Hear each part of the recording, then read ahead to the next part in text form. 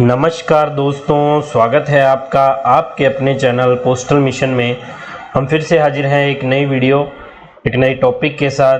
तो एग्ज़ाम बहुत नज़दीक है, पीएससी के एग्ज़ाम में तो अभी ज़्यादा दिन नहीं बचे और एमटीएस पोस्टमैन का एग्ज़ाम भी बहुत नज़दीक है।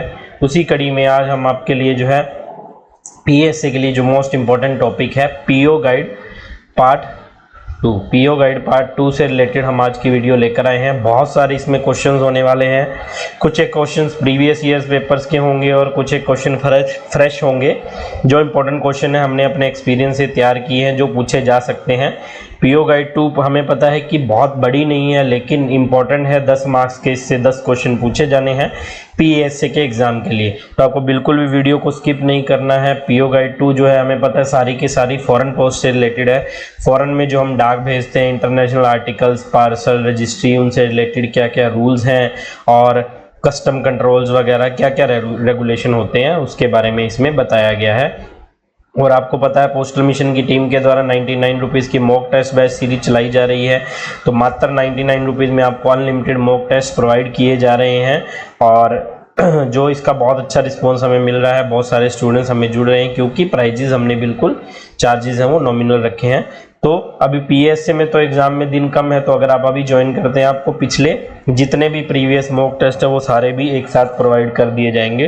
तो जल्दी से जल्दी पोस्टल मिशन की टीम को कांटेक्ट करिए और पीएससी के एग्जाम के लिए या एमटीएस पोस्टमैन के एग्जाम के लिए 99 रुपीज़ की mock test batch series start करिए। और जो हमारे साथी एमटीएस पोस्टमैन का एग्जाम भी देने वाले हैं पीएससी के साथ, तो एमटीएस पोस्टमैन के पेड बैच लेने के लिए भी आप हमें कॉन्टैक्ट कर सकते हैं नीचे दिए गए नंबर पर, व्हाट्सएप या टेलीग्राम के माध्यम से, डेमो क्लासेस के लिए और एग्जाम से रिलेटेड कुछ भी क्वेरी के लिए। तो पीओ गाइड 2 से रिलेटेड आज की वीडियो है और सारे क्वेश्चन जितने भी बहुत सारे क्वेश्चन आपको इस वीडियो में मिलने वाले हैं पीओ गाइड 2 से रिलेटेड, जो फॉरेन पोस्ट से रिलेटेड सारी रूलिंग इसमें दी गई है। तो वीडियो को स्टार्ट करते हैं हम। पहला क्वेश्चन है एब्रीविएशन यूपीयू स्टैंड्स फॉर। अब देखिए ये बहुत बड़ी वीडियो है ना, बहुत सारे इसमें क्वेश्चंस हैं। तो आपको ये नहीं सोचना कि ये क्वेश्चन मुझे आता है, ये क्वेश्चन बहुत आसान है। रिवीजन, ये एक तरह की रिवीजन है। ये फर्स्ट टाइम आप नहीं पढ़ रहे हैं, ये रिवीजन है कि आपने जितना पढ़ा है, आपको 1.5 से 2 घंटे की वीडियो आप देखेंगे, आपने जितने पढ़ा है और आपका रिवाइज हो जाएगा। कुछ एक चीज़ें आपको नई भी देखने को मिल सकती हैं, कुछ एक चीज़ें रिपीटेड भी हो सकती हैं, लेकिन ये आपकी प्रिपरेशन है कि आपने पूरी बुक जो है वो आप एक वीडियो में प्रिपेयर जो है रिवाइज कर सकते हैं। तो यूपीयू की फुल फॉर्म क्या है? ये सब फॉरेन पोस्ट से रिलेटेड है ना, पोस्ट ऑफिस गाइड पार्ट 2, तो सारी की सारी फॉरेन पोस्ट से रिलेटेड है। यूनाइटेड पोस्टल नेशंस है, इसकी full form universal postal union है, या फिर बोथ ऑफ द अबव है, या नन ऑफ द अबव।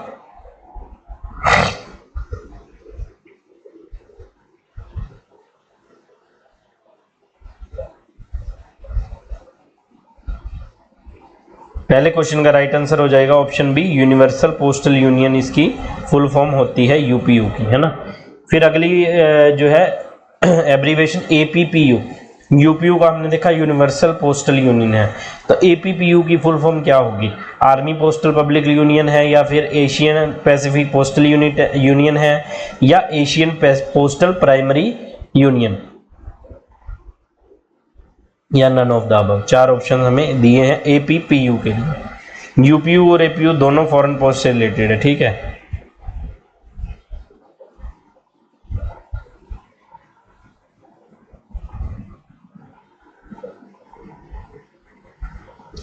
तो सेकंड क्वेश्चन का राइट आंसर हो जाएगा option B, Asian Pacific postal union इसकी फुल फॉर्म होती है। थर्ड क्वेश्चन है Asian Pacific postal Union was established in. APPU जो है वो कब बनी थी या कब इस्टेब्लिश हुई थी, इसकी स्थापना कब हुई थी? 1961 में, 1963 में, 1971 में, या 1973 में?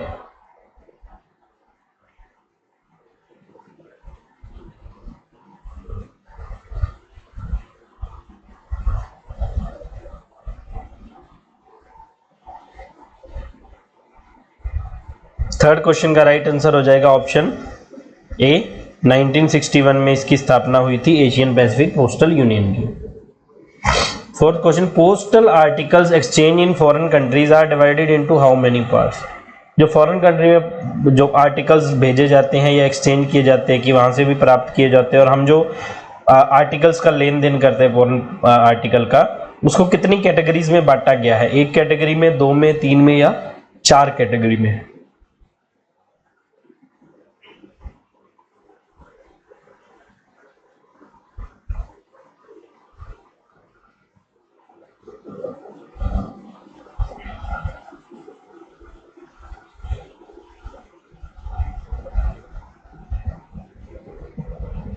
इसका राइट आंसर हो जाएगा ऑप्शन बी, दो कैटेगरीज में इसे बांटा गया है फॉरेन आर्टिकल्स को। फिफ्थ क्वेश्चन है, where is the headquarter of universal postal union? UPU जो है यूनिवर्सल पोस्टल यूनियन, उसका हेडक्वार्टर कहाँ है? देखिए ये दोनों यूनियन की फुल फॉर्म, इसके कितने मेंबर्स हैं, कब स्टैब्लिश हुई, कहाँ इनके हेडक्वार्टर्स हैं, ये बड़े इंपॉर्टेंट क्वेश्चन है ना। एक क्वेश्चन तो इसमें से पक्का पूछा ही जाएगा। यूनिवर्सल पोस्टल यूनियन का हेडक्वार्टर कहाँ है? मनीला में है, न्यूयॉर्क यूएसए में, बर्न स्विट्जरलैंड में, या लंदन यूके में?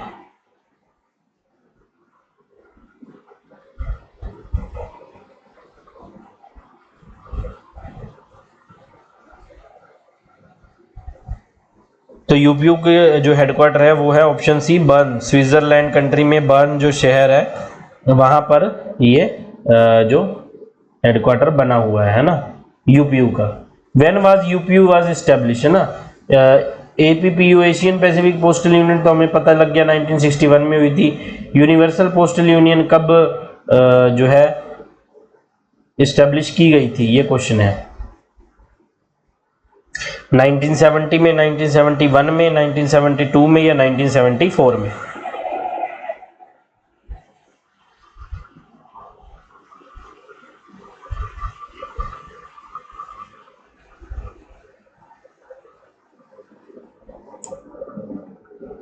सिक्स क्वेश्चन का राइट आंसर हो जाएगा ऑप्शन डी, 1974 में जो है इसकी स्थापना की गई। 1961 और 1974 दो याद रखने आपने, ठीक है। यूपीयू की स्थापना की गई थी। Seventh question, at present how many countries are member of universal postal union? UPU universal postal union, उसके एट प्रेजेंट कितने मेंबर हैं? 190 है, 192 है, 95 है, या 200 मेंबर्स हैं?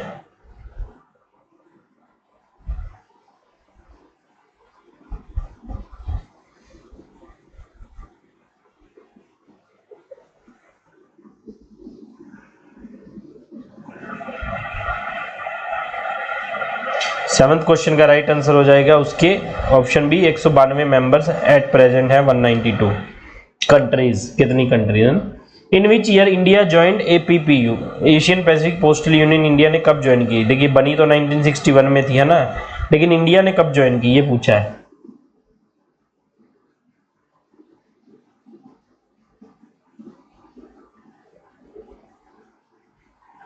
1965 में, 1970 में, या 1973 में? इंडिया ने कब ज्वाइन की?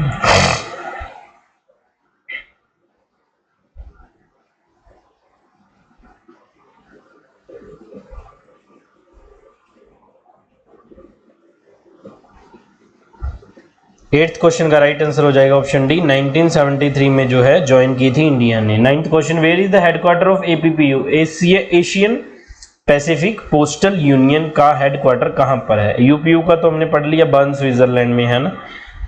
एशियन पैसिफिक पोस्टल यूनियन का कहां है? बर्न में, न्यूयॉर्क में, बैंकॉक में, या न्यू दिल्ली में?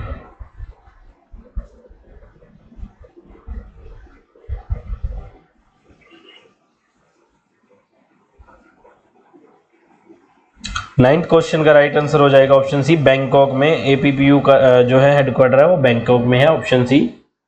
Tenth question, the letter post services of foreign post are available for dash destination across the globe. जो लेटर पोस्ट सर्विसेज है फॉरेन पोस्ट के लिए, दूसरी कंट्रीज के जो हम लेटर पोस्ट भेजते हैं, वो कितनी जो है डेस्टिनेशन, पूरे वर्ल्ड में हम कितनी डेस्टिनेशन या कितनी जगहों पर वो उस सर्विस को यूज कर सकते हैं, लेटर पोस्ट सर्विस को? 186 जगह, 192, 80 और 213, कितनी डेस्टिनेशंस है? अब इसमें कंट्रीज नहीं है, डेस्टिनेशंस है। कई बार एक कंट्री के साथ कोई टापू है, कोई आइलैंड है ना, ऐसे अलग अलग भी जुड़े होते हैं। तो लेटर पोस्ट सर्विस हम कितनी जगह के लिए, कितनी डेस्टिनेशन के लिए यूज कर सकते हैं?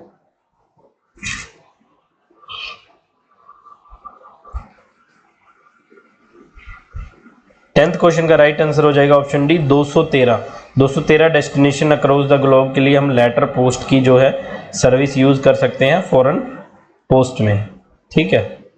11th question, which of the following is not belongs to letter post of foreign में? नीचे दिए गए ऑप्शन में से कौन सा जो है वो लेटर पोस्ट की कैटेगरी से बिलोंग नहीं करता, फॉरेन पोस्ट कैटेगरी के अंडर लेटर पोस्ट के आइटम में नहीं आता? पोस्ट कार्ड, एरोग्राम, स्मॉल पैकेट्स, या none of the above?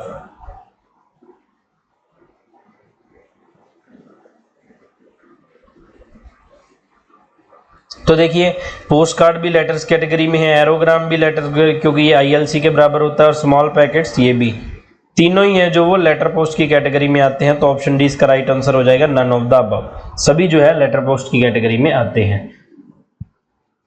12th question है, the fee for special services registration acknowledge insurance certificate और पोस्टिंग एंड लेट फी। तो कहते हैं जो स्पेशल सर्विसेज हैं उनकी जो फीस है, जैसे रजिस्ट्रेशन की फीस, एक्नॉलेजमेंट की फीस, इंश्योरेंस सर्टिफिकेट की फीस, वो सब क्या है, मतलब उसके रिगार्डिंग क्या क्या रूलिंग है, अलग अलग कंट्री के लिए अलग अलग रूलिंग है या क्या कुछ है वो पूछा है।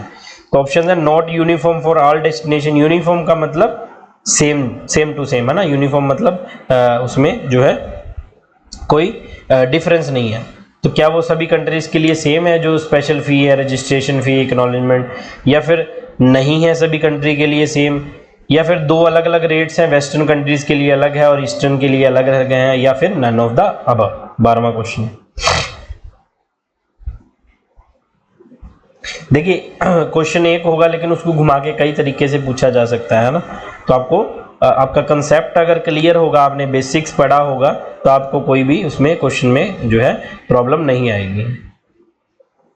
तो 12th क्वेश्चन का राइट आंसर हो जाएगा option B, uniform for all destination. कोई भी कंट्री हो वहां के लिए रजिस्ट्रेशन फी, एक्नॉलेजमेंट फी और इंश्योरेंस फी सब सेम रहेगा। As per PO guide part 2 AD means, अब इनलैंड में पोस्ट में क्या है, ₹3 हम लगाते हैं, रजिस्टर्ड AD जिसे बोला जाता है, रजिस्टर्ड एनवेलप के साथ यहाँ हम स्टेपल कर देते हैं ना। तो AD की फुल फॉर्म होती है एक्नॉलेजमेंट, कि आर्टिकल हमारा डिलीवर हो गया और वहां से जो है रिसीवर था, जो एड्रेसी था, उसने साइन किया और वो एक्नॉलेजमेंट कार्ड हमें वापस मिल जाता है। तो ये तो इनलैंड पोस्ट में। लेकिन पीओ गाइड पार्ट 2 में AD, फॉरेन आर्टिकल्स के रिगार्डिंग AD जो होती है उसे क्या बोला जाता है? हमारे लिए तो एक्नॉलेजमेंट ड्यू बोला जाता है, ऑप्शन ए जैसे है। क्या पीओ गाइड पार्ट 2 के हिसाब से वही बोला जाता है, या एडवाइस ऑफ डिलीवरी बोला जाता है, या एक्चुअल डिलीवरी बोला जाता है, या नन ऑफ द अबव?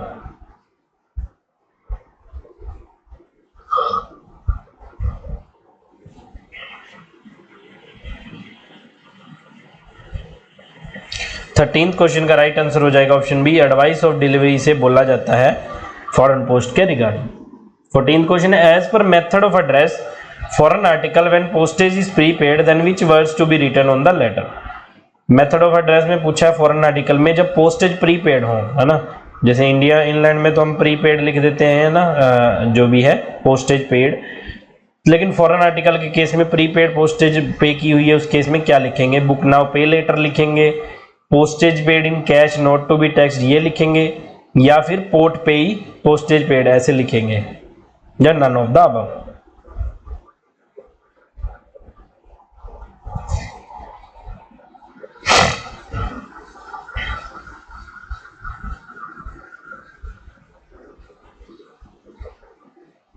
तो 14th क्वेश्चन का राइट आंसर हो जाएगा ऑप्शन सी, पोस्टेज पेड या पोर्ट पे। पोर्ट पे इस वर्ड, इसके लिए वर्ड यूज किया जाता है, पोर्ट पे।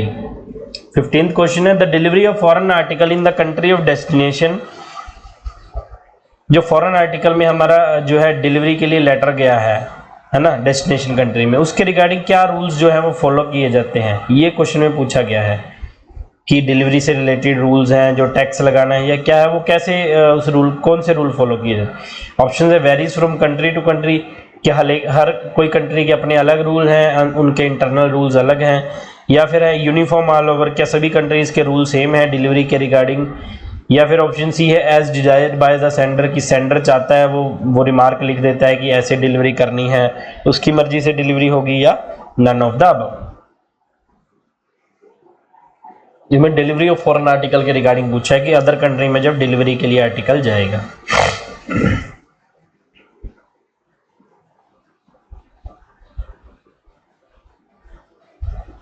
15वें क्वेश्चन का राइट आंसर हो जाएगा option A, varies from country to country. हर एक कंट्री के अपने अपने अलग अलग रूल्स हैं, वहां पर जब हमारा लेटर पोस्ट या जो भी पहुंच जाएगा, फिर उनकी कंट्री के रूल रेगुलेशन पे डिपेंड करेगा वो कितने दिनों में डिलीवर करते हैं, 7 दिन में, 1 दिन में, 15 दिन में, कितने दिन वो होल्ड कर सकते हैं, ये सब varies from country to country, है ना। 16th क्वेश्चन है, article except VP address as posted restante are detained in post office for period not extend. अब फॉरेन पोस्ट के जो आर्टिकल्स हैं वीपी आर्टिकल को छोड़कर, तो जो पोस्टेज रिस्टेंटे के तौर पर आए हैं, है ना, जो to be capital called for to wait arrival करके, उन्हें कितने टाइम के लिए डिटेंशन किया जा सकता है? देखिए वीपी के लिए तो 7 दिन हमने पढ़ा है और अदर आर्टिकल के लिए 30 दिन है ना। लेकिन फॉरेन आर्टिकल के रिगार्डिंग क्या जो है उसमें रूलिंग है वीपी आर्टिकल को छोड़कर बाकी सभी आर्टिकल? क्या उसे 7 दिन रखा जा सकता है, 15 दिन रखा जा सकता है, 20 दिन रखा जा सकता है, या 1 महीना रखा जा सकता है?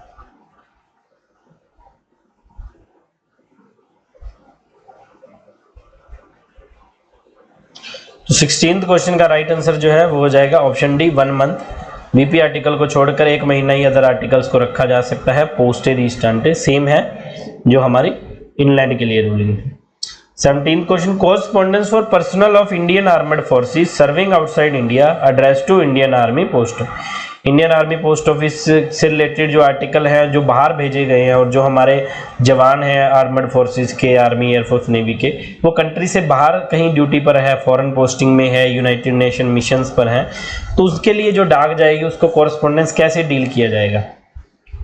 Should be prepaid as air article, क्या उन्हें एयर आर्टिकल के तौर पर चार्ज लगाया जाएगा, या फिर सरफेस एयर लिफ्ट जो है कि सरफेस और एयर दोनों से मिलाकर जो डाक जाती है उसका चार्ज लगेगा?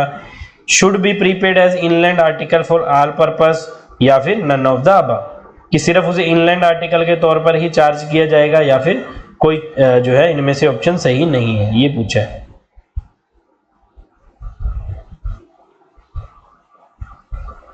तो देखिए 17 क्वेश्चन का राइट आंसर हो जाएगा option C, should be prepaid as inland article for all purpose. ये फ्री ऑफ कॉस्ट नहीं है आर्मड फोर्सेस के लिए, लेकिन फ्री ऑफ कॉस्ट नहीं है। हाँ, उनको इतनी छूट है कि उन्हें अलग से कोई चार्ज नहीं देना पड़ेगा, जो इनलैंड आर्टिकल पर उन्हें चार्ज देना था वही देना पड़ेगा, चाहे वो फॉरेन में सर्व कर रहे हो, क्योंकि डाक तो एपीओ के थ्रू जानी है ना।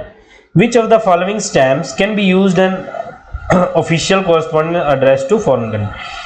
फॉरेन कंट्री के लिए कोई ऑफिशियल कोरस्पोंडेंस करना है, कोई भी जो पत्राचार करना है या कुछ भी भेजना है इंडिया के द्वारा, ऑफिशियल हो वो, जो ना सरकारी हो या ऑफिस की तरफ से गया हो, तो कौन सी तरह की स्टैम्प्स उस पर यूज की जाती है पोस्टेज चार्जेस पे करने के लिए?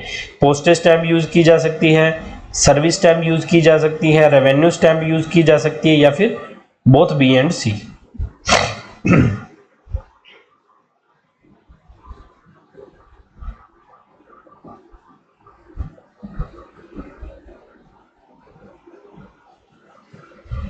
तो देखिए इसमें ना ऑप्शन होगा बोथ ए एंड बी होना चाहिए ना। रेवेन्यू स्टैम्प तो यूज नहीं की जा सकती, पोस्टेज और सर्विस स्टैम्प दोनों यूज की जा सकती है। ऑप्शन डी इसका राइट आंसर हो जाएगा, both A and B. 19th question है, mark the incorrect option related to post card in foreign mail. Foreign mail में जो पोस्ट कार्ड कैटेगरी है उससे रिलेटेड क्या गलत है वो बताना। Should not be folded, cut और altered and should be sent unenclosed. कोई भी उस पर कटिंग नहीं होनी चाहिए, उसे फोल्ड नहीं करना है, और उसे अनइनक्लोज्ड, उसे किसी भी चीज के साथ इनक्लोज नहीं करना है।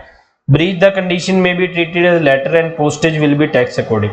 अगर कोई वो कंडीशन को ब्रीच करता है कि जो है कंडीशन को पूरी नहीं करता, तो उसे लेटर पोस्ट मानकर उस पर टैक्स लगाया जाएगा। Unpaid and insufficiently paid post card are forwarded tax with double the deficiency. तो जो भी अनपेड या अंडरपेड होगा उसे डबल द डेफिशिएंसी ली जाएगी। और चौथा ऑप्शन है, amount recover from addressee, amount recover from sender of the delivery.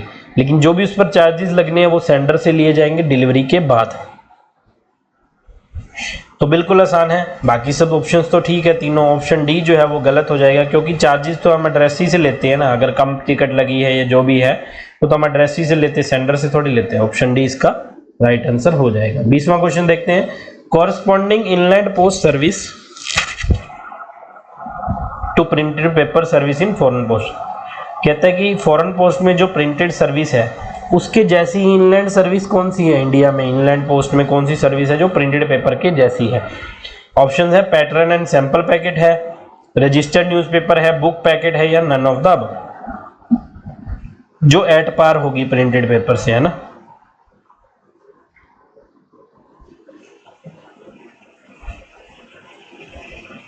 Twentieth question का राइट आंसर हो जाएगा option C, book packet. Book packet जो है वो हमारे इंग्लैंड में जो यूज होता है वो प्रिंटेड पैकेट के एट पार है। सेम टू सेम उनकी दोनों की रूलिंग है, इंग्लैंड और फॉरेन के। 21वां क्वेश्चन है, maximum weight for small packet for foreign country. Foreign country के लिए जो स्मॉल पैकेट भेजा जाता है उसका मैक्सिमम वेट कितना होना चाहिए या कितना हो सकता है, 1 किलो, 2 किलो, 5 किलो या 10 kilo.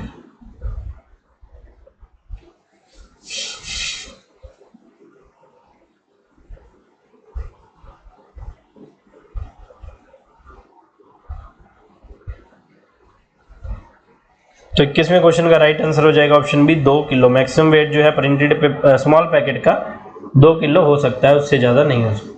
Minimum weight of a mail bag to foreign country, M bag जो जाता है फॉरेन कंट्री के लिए, उसका मिनिमम वेट कितना होना चाहिए। बहुत इंपॉर्टेंट क्वेश्चन है ना, पूछा गया है बहुत बार मिनिमम और मैक्सिमम वेट। तो एम बैग के लिए मिनिमम वेट कितना होना चाहिए, 1 किलो, 2 किलो, 3 किलो या 5 किलो।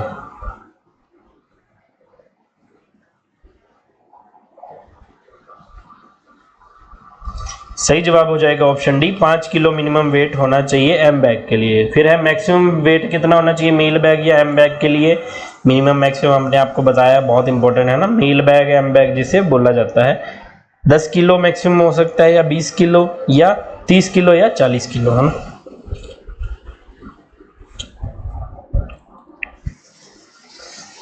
तो 23वें क्वेश्चन का राइट आंसर हो जाएगा ऑप्शन सी, मैक्सिमम वेट जो है एम बैग का 30 किलो हो सकता है।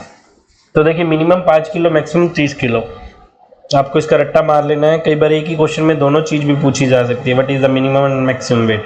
तो दोनों में से एक भी गलत कर दोगे तो क्वेश्चन गलत हो जाएगा, है ना।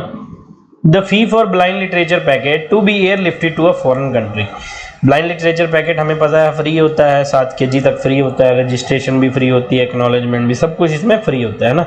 लेकिन कोई बंदा चाहता है कि फॉरेन कंट्री के लिए उसे एयर लिफ्ट करना है और वो चार्जेस पे करने के लिए तैयार है, बाय एयर के जो एक्स्ट्रा चार्जेस लगेंगे, तो उस पर चार्जेस जो है वो किस कैटेगरी के आर्टिकल के बराबर जो है वो चार्ज किए जाएंगे, कि ये कैटेगरी का आर्टिकल है, इस पर जितने चार्ज लगने थे वही सेम लेंगे।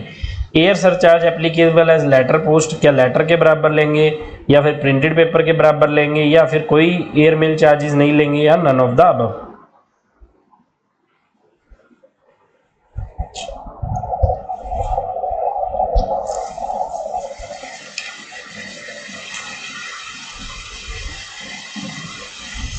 तो 24वें क्वेश्चन का राइट आंसर हो जाएगा option B, applicable as to printed paper. Printed papers के बराबर जो चार्जेस लगने हैं एयर लिफ्ट करने के, वो चार्जेस हम सेंडर से कलेक्ट करेंगे ब्लाइंड लिटरेचर पैकेट में, अगर वो चाहता है उसे एयर लिफ्ट किए जाए, है ना।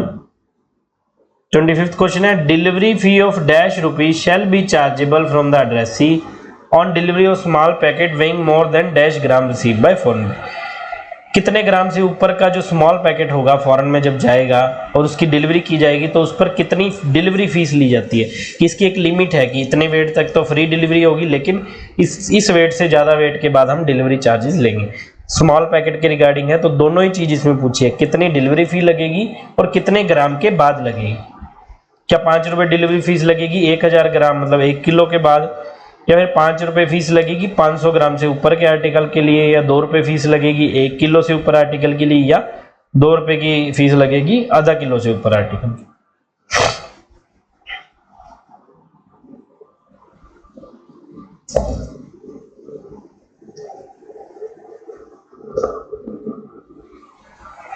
तो 25वें क्वेश्चन का राइट आंसर हो जाएगा ऑप्शन बी, 5 रुपये फीस लगेगी आधा किलो के बाद। आधा किलो तक तो कोई फीस नहीं लगेगी स्मॉल पैकेट में, आधा किलो के बाद 5 रुपये जो है फीस ली जाएगी।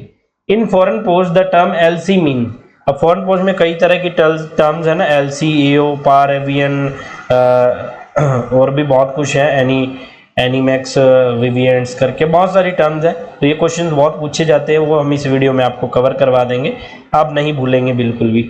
फॉरेन पोस्ट में जो एलसी टर्म्स है, एलसी का फुल फॉर्म क्या है, लेटर कार्ड है, लेटर कैटेगरी है, लेटर्स एंड कार्ड्स है और नन ऑफ द अबव है। लेटर कार्ड और लेटर एंड कार्ड्स में क्या है, लेटर एंड कार्ड में तो लेटर्स भी हो गया और पोस्ट कार्ड्स भी है ना। लेटर कार्ड मतलब इनलाइन लेटर कार्ड, है ना।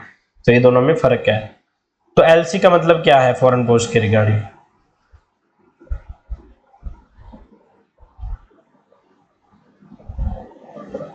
तो 26वें क्वेश्चन का राइट आंसर हो जाएगा option C, letters and cards. LC का मतलब है लेटर कार्ड्स, ऐसे करके इसको बोला जाता है और इसको लेटर्स एंड कार्ड इसका मतलब होता है। In the foreign post terms AO means, AO की फुल फॉर्म क्या है, account office of the foreign country या administrative office of the foreign country, है तो फॉरेन पोस्ट से रिलेटेड, इसलिए इन्होंने ऑप्शंस में फॉरेन कंट्री भी दिया है ना, count office of foreign country या administrative office of foreign country या अदर ऑब्जेक्ट्स या none of the above. AO का मतलब क्या होता है?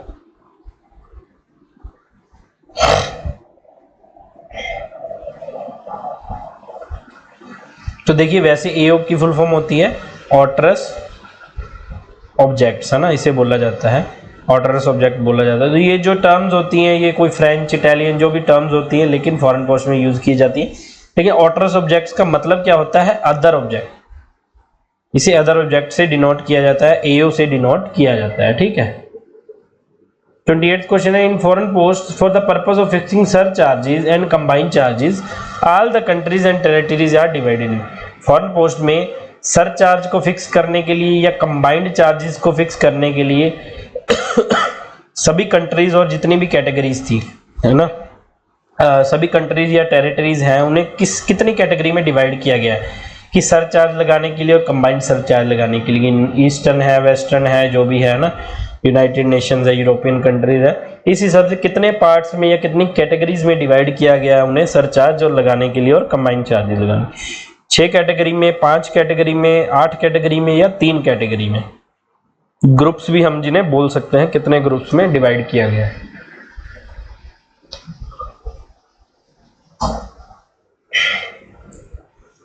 तो 28th क्वेश्चन का राइट आंसर हो जाएगा ऑप्शन बी 5 ग्रुप्स। 5 ग्रुप्स या 5 कैटेगरी में, 5 ग्रुप्स या 5 कैटेगरीज में डिवाइड किया गया है कंबाइंड चार्जेस या एयर सरचार्जेस फिक्स करने के लिए सभी कंट्रीज और टेरिटरीज को, ठीक है।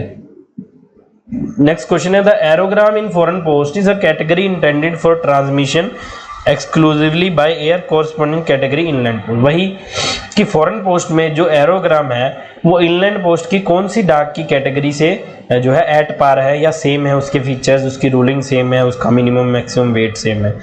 फॉरेन में एरोग्राम और इनलैंड पोस्ट में क्या होगा? वो पोस्ट कार्ड होगा, लेटर होगा या इनलैंड लेटर कार्ड होगा।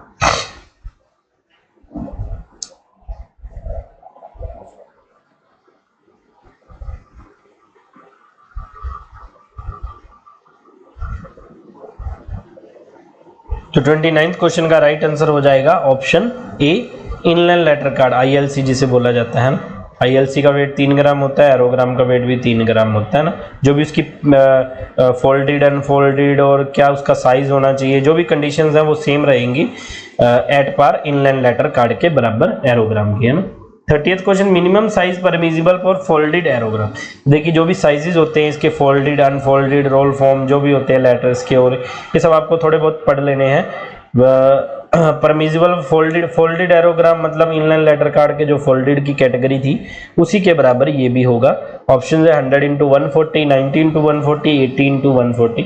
तो आपको हमने कितनी बार बताया है, हर वीडियो में बताया कि जब साइजेस की बात आए लेटर या लेटर कार्ड वाली या, तो उस पर 90 वाला आपको याद रखना है, मोस्टली 90 वाला ही उसमें आपको मिलेगा, ठीक है। ये 30th क्वेश्चन है ना, फोल्डेड कैटेगरी में बताना है मिनिमम साइज, है ना।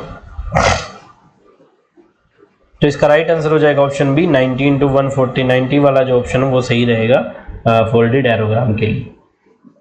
31वां क्वेश्चन है, aerogramme should not weigh more than. अभी बताया हमने एरोग्राम आईएलसी के बराबर होता है, तो एरोग्राम का ज्यादा से ज्यादा वजन कितना होना चाहिए। तो सारी कंडीशन जब आईएलसी इनलाइन लेटर कार्ड के बराबर है तो फिर वेट भी तो उसके बराबर होगा ना, 3 ग्राम। 3 ग्राम से ज्यादा इसका वेट नहीं हो सकता है, तो ऑप्शन बी इसका राइट आंसर हो जाएगा 3 ग्राम। एरोग्राम का वेट 3 ग्राम से ज्यादा नहीं होना चाहिए। 32वां question, printed paper should not weigh more than. Printed paper जो है कितने वजन से ज्यादा क्या नहीं होने चाहिए, 1 किलो, 2 किलो, 3 किलो या 5 किलो।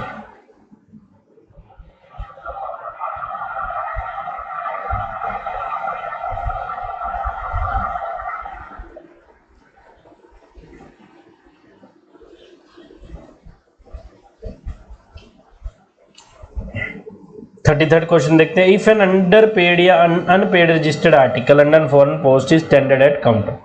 कोई भी काउंटर पर एक फॉरेन पोस्ट के लिए रिगार्डिंग आर्टिकल लेकर आया, रजिस्ट्री करवानी है उसने, कोई भी पर्सन आता है XYZ और एक आर्टिकल लेकर आता है जैसे UK, US या कहीं भी भेजना है फॉरेन पोस्ट के लिए, और उस पर जितनी टिकट्स लगनी थी, मान लो 200 रुपये लगने थे उसके चार्ज, उस पर टिकट्स कम लगी है या लगी ही नहीं है, वैसा कोई काउंटर पर बंदा आ जाता है, उसे कैसे ट्रीट किया जाएगा?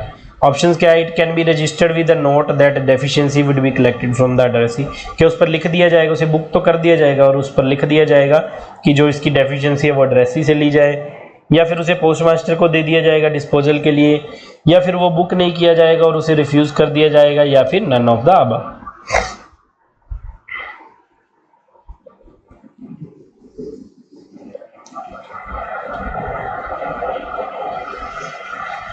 तो 33rd क्वेश्चन का राइट आंसर हो जाएगा option C, it can not be book, उसे बुक ही नहीं किया जाएगा, उसे जो है उसे वापस दे दिया जाएगा सेंडर को ना। Under foreign post article containing perishable biological substances can be accepted for send. Foreign post article की रिगार्डिंग पूछा गया है कि अगर कोई पार्सल में पेरिशेबल बायोलॉजिकल सब्सटेंसेस है, जो भी प्रोहिबिशंस में बताए गए हैं, पेरिशेबल बायोलॉजिकल सब्सटेंसेस कैसे जा सकते हैं, क्या उसकी पैकिंग है ना, तो वैसा कुछ भेजना है तो वो कहाँ पर एक्सेप्ट किया जाएगा या कहाँ पर पोस्ट किया जा सकता है? क्या सभी गजेटेड हेड ऑफिस में भेजा जा सकता है, या फिर सभी जीपीओज में भेजा जाता है, या फिर Indian council of medical research new Delhi जो उनका है ऑफिस है या ब्रांच है वहां पर वो एक्सेप्ट होंगे, या none of the all of the above? Perishable biological substances, जो बायो से रिलेटेड है, पेरिशेबल सब्सटेंसेस है जो भी, वो कहाँ पर एक्सेप्ट किए जाएंगे?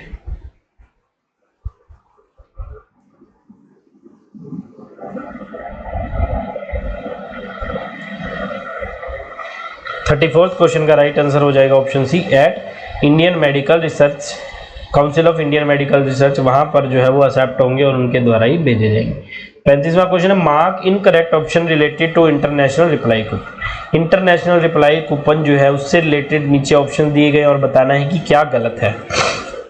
पहला ऑप्शन क्या है, not more than 10 international coupons to individual, एक बंदे को 10 से ज्यादा इंटरनेशनल कूपन नहीं दिए जा सकते, या फिर not more than 30 commonwealth reply coupon to one, एक टाइम में बताया है, एक टाइम में एक बंदे को 10 से ज्यादा कूपन नहीं दिए जा सकते, या फिर कॉमनवेल्थ रिप्लाई कूपन है वो 30 से ज्यादा एक बंदे को नहीं दिए जा सकते।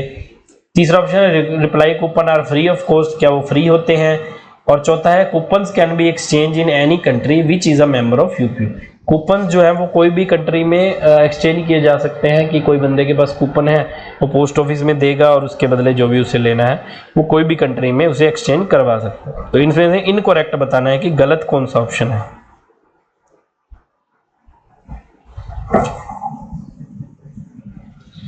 तो 35वें क्वेश्चन का राइट आंसर हो जाएगा option C, reply coupons are free of cost. ये ऑप्शन गलत है, बाकी सब सही है तीनों।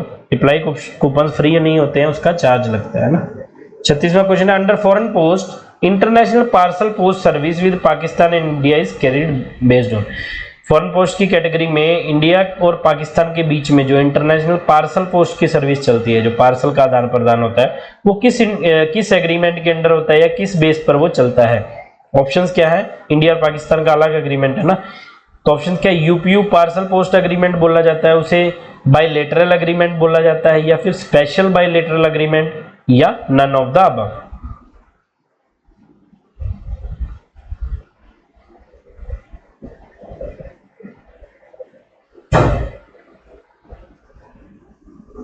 छत्तीसवें क्वेश्चन का राइट आंसर हो जाएगा option C, special bilateral agreement के अकॉर्डिंग इनका जो है वो हुआ है समझौता इंडिया पाकिस्तान का, और उसके द्वारा ही ये पार्सल पोस्ट जो है एक दूसरे को भेजते हैं। ठीक है, ऑप्शन सी इसका राइट आंसर हो जाएगा 36वें क्वेश्चन। 37वें क्वेश्चन पे चलते हैं, general maximum weight for a foreign parcel. He foreign parcel के रिगार्डिंग मैक्सिमम वेट कितना है?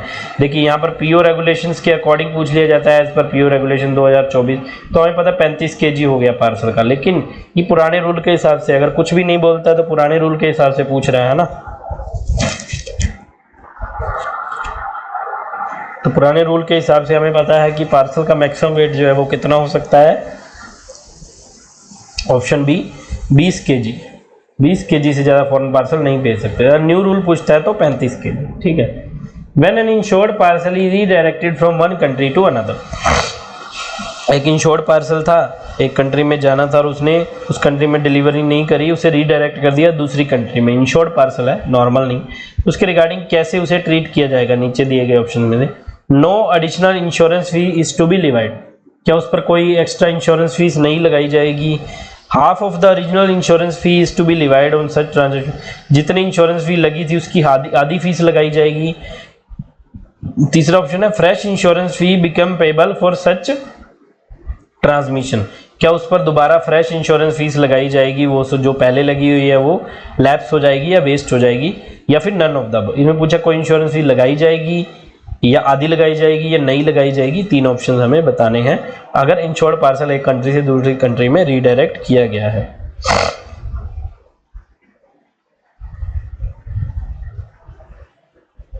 38th क्वेश्चन का राइट आंसर हो जाएगा option C, fresh insurance fee became payable for each such transmission, fresh insurance fee उस पर लगेगी। ठीक है।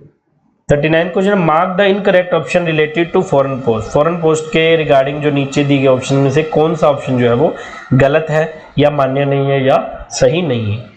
ऑप्शन क्या है, COD means cash on delivery, है तो सही है, सीओडी की फुल फॉर्म ही है कैश ऑन डिलीवरी होती है।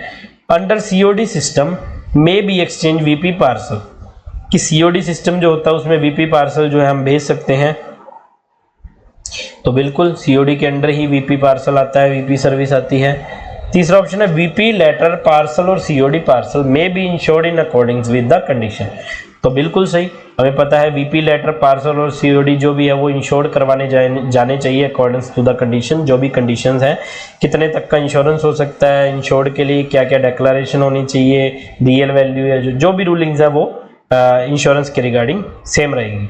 और चौथा ऑप्शन है all of the above are correct, तो बिल्कुल पहला ऑप्शन सही था, दूसरा सही था, तीसरा सही था, ऑप्शन डी इसका राइट आंसर हो जाएगा, all of the above are correct, option D correct हो जाएगा, है ना।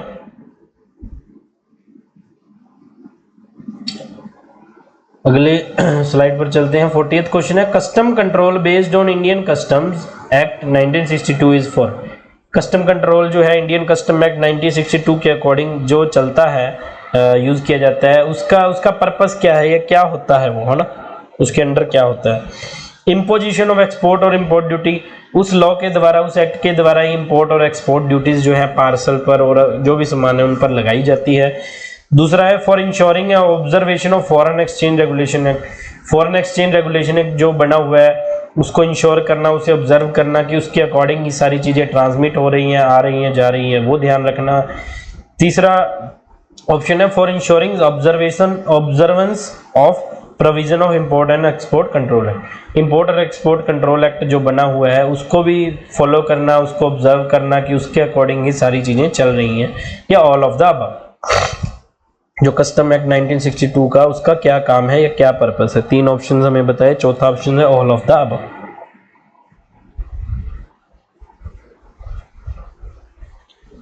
तो बिल्कुल सही, 40th का राइट आंसर हो जाएगा ऑल ऑफ द अबव, सभी ऑप्शंस करेक्ट है, इसी के लिए कस्टम कंट्रोल एक्ट बनाया गया है ना। 41st question, the custom control is primarily exercise at, custom control का मतलब कोई भी आर्टिकल आ रहा है और कस्टम चेकिंग होनी, कस्टम ड्यूटीज लगनी है या जो भी लगनी, उसका जो उसे चेक करना है उसे प्राइमरली सबसे पहले कहाँ किया जाता है ना, at the point of entry, जहाँ पर वो आर्टिकल हमारे देश में आ रहा है, पॉइंट ऑफ एंट्री हो गई। द पॉइंट ऑफ एग्जिट, वो जाने के टाइम जब आर्टिकल हमारे से बाहर निकल रहा है तब भी उसे जो है वो चेक किया जाएगा, कंफर्म किया जाएगा, या फिर बोथ ऑफ द अबव या नन ऑफ द अबव, दोनों ही तरफ जो किया जाएगा और या कोई भी इसमें नहीं होगा।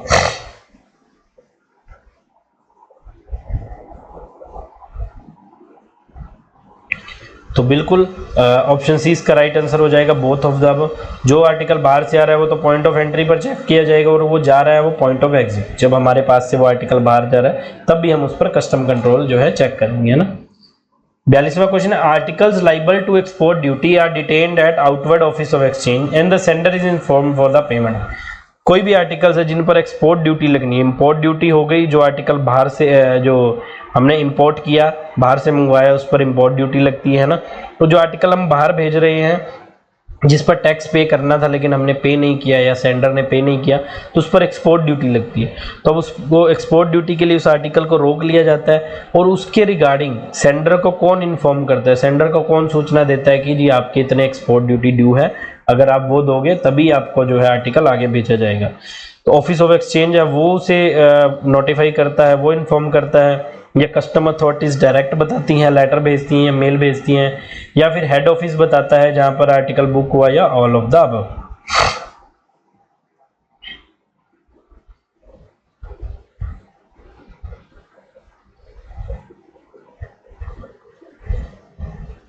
तो 42वें क्वेश्चन का राइट आंसर हो जाएगा option B, custom authorities directly custom authorities एक लेटर भेजकर उन्हें बताती हैं कि इतने जो आपके चार्जेस ड्यू हैं, है ना। 43rd क्वेश्चन है, an assessment memo companies, assessment memo एक बनाई जाती है इंपोर्ट एक्सपोर्ट की जो होती है, जो कस्टम अथॉरिटीज द्वारा असेसमेंट मीमो होती है, तो उसमें क्या क्या होता है ये पूछा गया। Only inward foreign parcel on which duty is assessed, जो इनवर्ड फॉरेन पार्सल है बाहर से आ रहे हैं जिस पर ड्यूटी लगनी है सिर्फ वही उसमें लिखे होते हैं, या all inward foreign parcel if even duty assessed on note, सभी तरह के फॉरेन पार्सल उसमें नोट होते हैं चाहे उस पर ड्यूटी लगनी हो या ना लगनी हो, या फिर सिर्फ 10 kg तक के इनवर्ड फॉरेन आर्टिकल्स हैं उन पर जो असेसमेंट मीमो में लिखे होंगे, या नन ऑफ द अबव।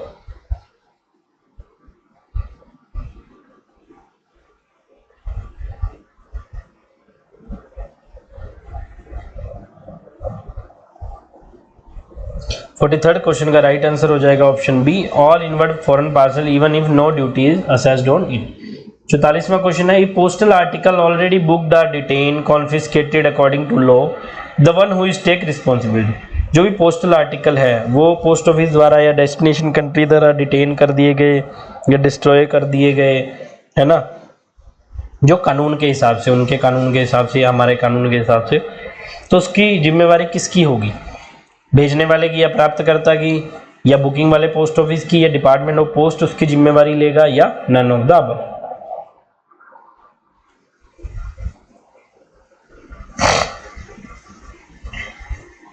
क्योंकि देखिए जो पोस्टल आर्टिकल इसमें बोला है वो डिटेन किया गया है या उसे डिस्ट्रॉय किया गया है, होल्ड किया गया है, वो अकॉर्डिंग टू लॉ है ना, कानून के हिसाब से, तो इस चीज़ में डिपार्टमेंट ऑफ पोस्ट जो है जिम्मेवार नहीं होगा, इसमें सेंडर या एड्रेसी, भेजने वाला या पाने वाला वही जिम्मेवार होगा, डिपार्टमेंट ऑफ पोस्ट का इससे कोई लेना देना नहीं है। ऑप्शन ए इसका राइट आंसर हो जाएगा, सेंडर और एड्रेसी।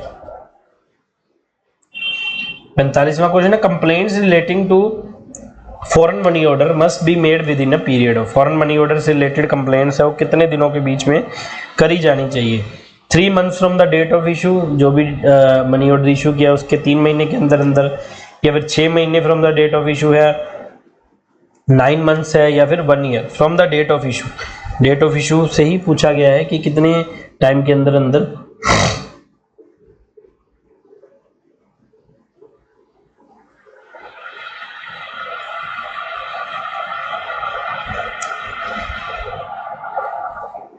तो 45th क्वेश्चन का राइट आंसर हो जाएगा option D, 1 year from the date of issue.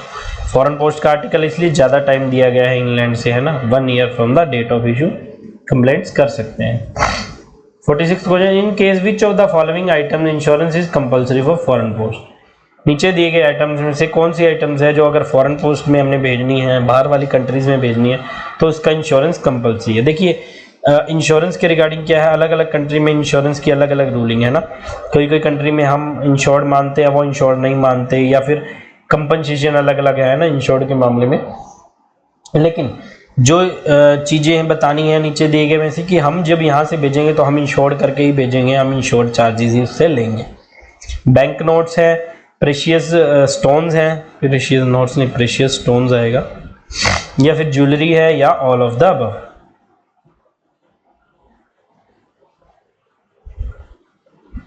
Forty six question का राइट आंसर हो जाएगा option D, all of the, सभी ऊपर दिए गए सभी आइटम्स में जो हम इंश्योरेंस करके भेजेंगे, बिना इंश्योरेंस के हम ये चीज़ें नहीं भेजेंगे, वैल्यूएबल चीज़ें होती है ना, तो उनका इंश्योरेंस जरूरी है। 47th question, the exchange of insured article is governed bye, insured article का जो एक्सचेंज होता है, जो लेन देन होता है या आदान प्रदान है एक कंट्री से दूसरी कंट्री में,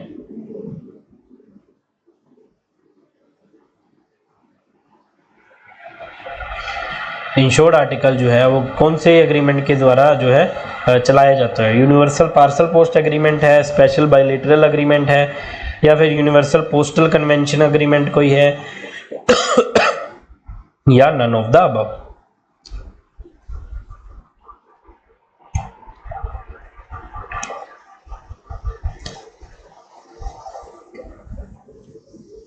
फोर्टी सेवंथ क्वेश्चन का राइट आंसर हो जाएगा यूनिवर्सल पोस्टल कन्वेंशन। इंश्योरेंस के रिगार्डिंग यूनिवर्सल पोस्टल कन्वेंशन है। स्पेशल बायलैटरल तो इंडिया पाकिस्तान के बीच में पार्सल के लिए था ना। Next question, the exchange of money order, postal order and COD are governed by. अब देखिए वो इंश्योरेंस के रिगार्डिंग था, यूनिवर्सल पोस्टल कन्वेंशन। अब money order, COD, postal order, जो भी मनी से रिलेटेड चीजें हैं या मनी रेमिटेंस से रिलेटेड, वो किस एग्रीमेंट के थ्रू जो है काम करती हैं? यूपीयू पार्सल पोस्ट एग्रीमेंट के थ्रू, स्पेशल बाइलेटरल एग्रीमेंट के थ्रू, यूनिवर्सल पोस्टल कन्वेंशन के एग्रीमेंट के थ्रू, या none of the above.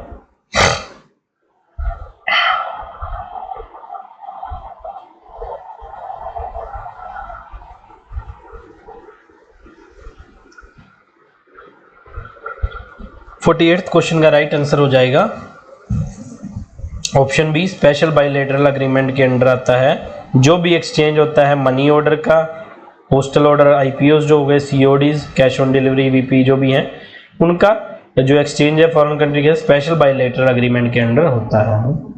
The aerogramme when transmitted by service for any reason it is treated है, जो एरोग्राम भेजा जाता है बाय सरफेस भेजेंगे हम, है ना, तो उसे कैसे ट्रीट किया जाएगा फॉरेन कंट्री के लिए? लेटर्स के बराबर, पोस्ट कार्ड के बराबर, या आईएलसी के बराबर? तो देखिए ये क्वेश्चन कुछ नहीं है, बिल्कुल थोड़ा घुमा के पूछ दिया गया कंफ्यूज करने के लिए।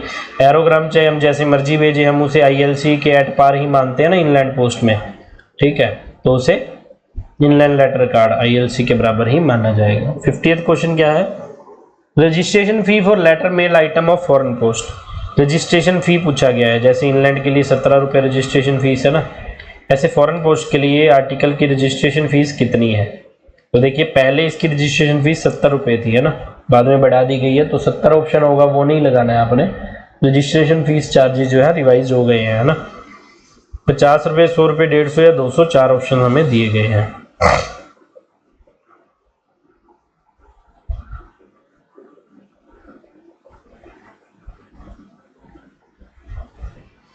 तो इसका राइट आंसर हो जाएगा 50th क्वेश्चन का ऑप्शन सी, 150 रुपये। रजिस्ट्रेशन चार्जेस जो है वो 150 रुपये कर दिए गए हैं।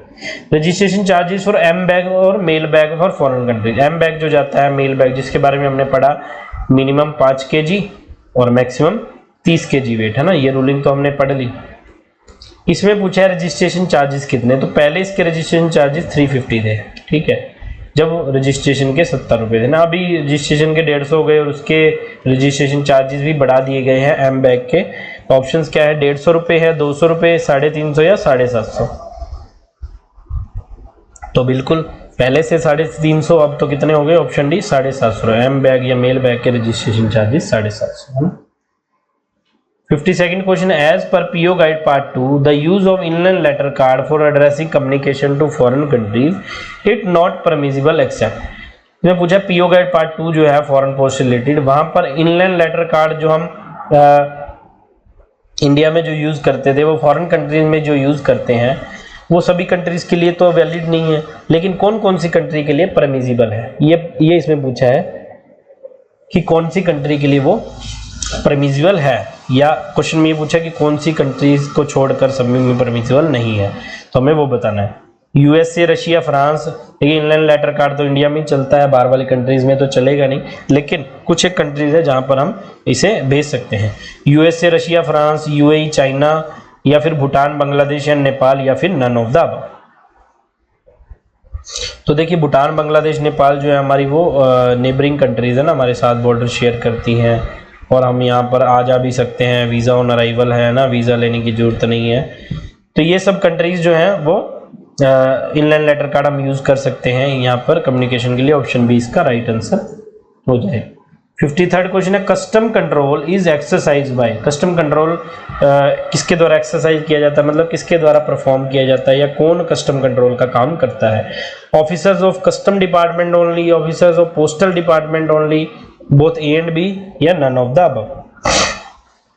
तो देखिए पोस्टल डिपार्टमेंट के जो ऑफिसर्स होते हैं वो कस्टम कंट्रोल से उनका कोई लेना देना नहीं होता, वो तो आर्टिकल्स को भेजना, आर्टिकल डिटेन हुआ है तो किस कारण हुआ है उसकी इंफॉर्मेशन कलेक्ट करना, उसके रिगार्डिंग कंप्लेंट लॉन्च करना, ये सब काम करते हैं ना। कस्टम कंट्रोल का मतलब है आर्टिकल्स जो आया उसे चेक करना, उसे स्कैन करना, उस पर आर्टिकल्स को देखना कौन से नए हैं कौन से पुराने, किस पर कस्टम ड्यूटी लगनी है, इनवर्ड है आउटवर्ड, वो सब कस्टम कंट्रोल में आता है। तो वो कौन देखेगा? Officers of custom department, custom department के ऑफिसर वो देखेंगे। 54th क्वेश्चन है, custom control for postal article is primarily exercise. देखिए कस्टम कंट्रोल प्राइमरली हमने पीछे भी पढ़ा था ना, देखिए उसमें था कि किस पॉइंट पर वो है एक्सरसाइज किया जाता है। इसमें पूछा है कि कौन सा ऑफिस है जो वो कस्टम कंट्रोल एक्सरसाइज करता है। स्पीड पोस्ट हब में कस्टम कंट्रोल चेक किया जाता है या उसका कार्य किया जाता है, या जनरल पोस्ट ऑफिस में, या फॉरेन पोस्ट ऑफिस में, या नन ऑफ द अबव।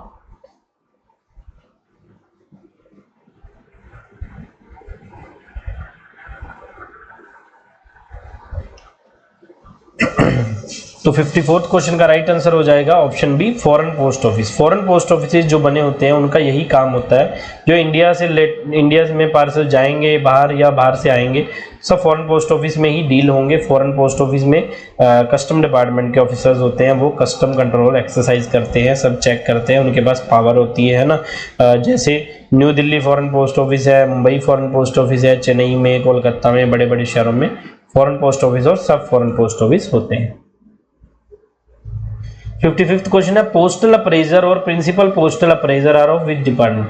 जो अभी हमने बताया ना कि जो है दिल्ली फॉरेन पोस्ट ऑफिस है या जहां भी फॉरेन पोस्ट ऑफिस है, वहां पर कस्टम डिपार्टमेंट के जो बंदे होते हैं वो कस्टम कंट्रोल चेक करते हैं, है ना, आर्टिकल्स को चेक करते हैं, खोल भी सकते हैं, उनके पास अथॉरिटी है किस आर्टिकल पर कितना टैक्स लगना है, कितना टैक्स पे किया गया है, कौन सा article liable to be import duty है, एक्सपोर्ट ड्यूटीज पर लगनी है, और कौन सा उस पर डॉक्यूमेंट कम लगा है, मेडिसिन है तो डॉक्टर की प्रिस्क्रिप्शन लगी है या नहीं लगी, कस्टम डिक्लेरेशन फॉर्म लगे, ये सब काम कस्टम डिपार्टमेंट के ऑफिसर्स करते हैं। और उन्हें क्या बोला जाता है, उन्हें पोस्टल अप्रेजर या प्रिंसिपल पोस्टल अप्रेजर, उनके ऑफिसर्स होते हैं ना, जैसे हमारे इंस्पेक्टर है, सुपरिटेंडेंट है, तो उनके ऑफिसर्स होते हैं पोस्टल अप्रेजर या प्रिंसिपल पोस्टल अप्रेजर। तो ये custom department, option B right answer हो जाएगा, कस्टम डिपार्टमेंट्स के ऑफिसर होते हैं। Receipt for custom duty paid can be issued by. Custom duty जब पे करता है कोई एड्रेसी, जैसे एड्रेसी का कोई पार्सल आया बाहर से, है ना, तो उस पर लिखा था कस्टम ड्यूटी चार्जेस ड्यू है। तो जब हम आर्टिकल रिसीव करते हैं, हमारे सिस्टम में भी दिखाता है कि जी इससे जो है 10 एसडीआर में होते हैं ना, 10 एसडीआर हमने कलेक्ट करने हैं कस्टम ड्यूटी के लिए, या 12 करने हैं या 50 करने, जितने भी लगे होंगे। तो जब एड्रेसी वो पार्सल लेने आएगा, ऐसे पार्सल को पोस्टमैन को नहीं दिया जाएगा, उसे वहां बुलाया जाएगा डिलीवरी ऑफिस में। जब वो लेने आएगा तो हम उससे कस्टम चार्जेस कलेक्ट करेंगे। तो जो कस्टम ड्यूटी पेड की जो रिसीट है वो कौन इशू कर सकता है? क्या वो सारे ऑफिस इशू कर सकते हैं, या सिर्फ फॉरेन पोस्ट ऑफिस इशू करता है, हेड पोस्ट ऑफिस इशू करता है, या फॉरेन और हेड पोस्ट ऑफिस दो ऑफिस इशू कर सकते हैं, या कोई भी नहीं?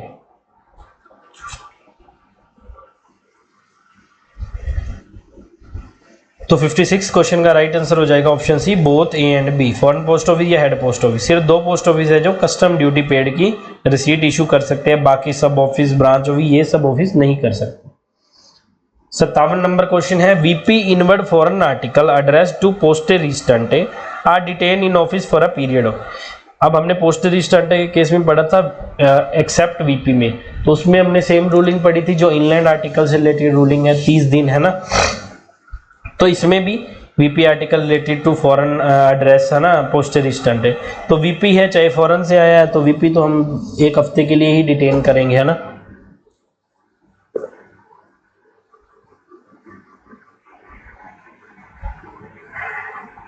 फिफ्टी-एट्थ क्वेश्चन है, letter post article containing dutiable goods address to foreign destination should be letter post article जो है फॉरेन कंट्री के लिए जिनमें ड्यूटीएबल गुड है। ड्यूटीएबल गुड्स का मतलब उन पर कोई कस्टम ड्यूटी, कोई भी इंपोर्ट एक्सपोर्ट ड्यूटी लग सकती है या लगनी चाहिए थी, या जो भी है लेटर पोस्ट कैटेगरी के आइटम है जो हमारे यहाँ से फॉरेन डेस्टिनेशन में जाने, उनके साथ क्या अकम्पनी होना चाहिए, क्या लगा होना जरूरी है।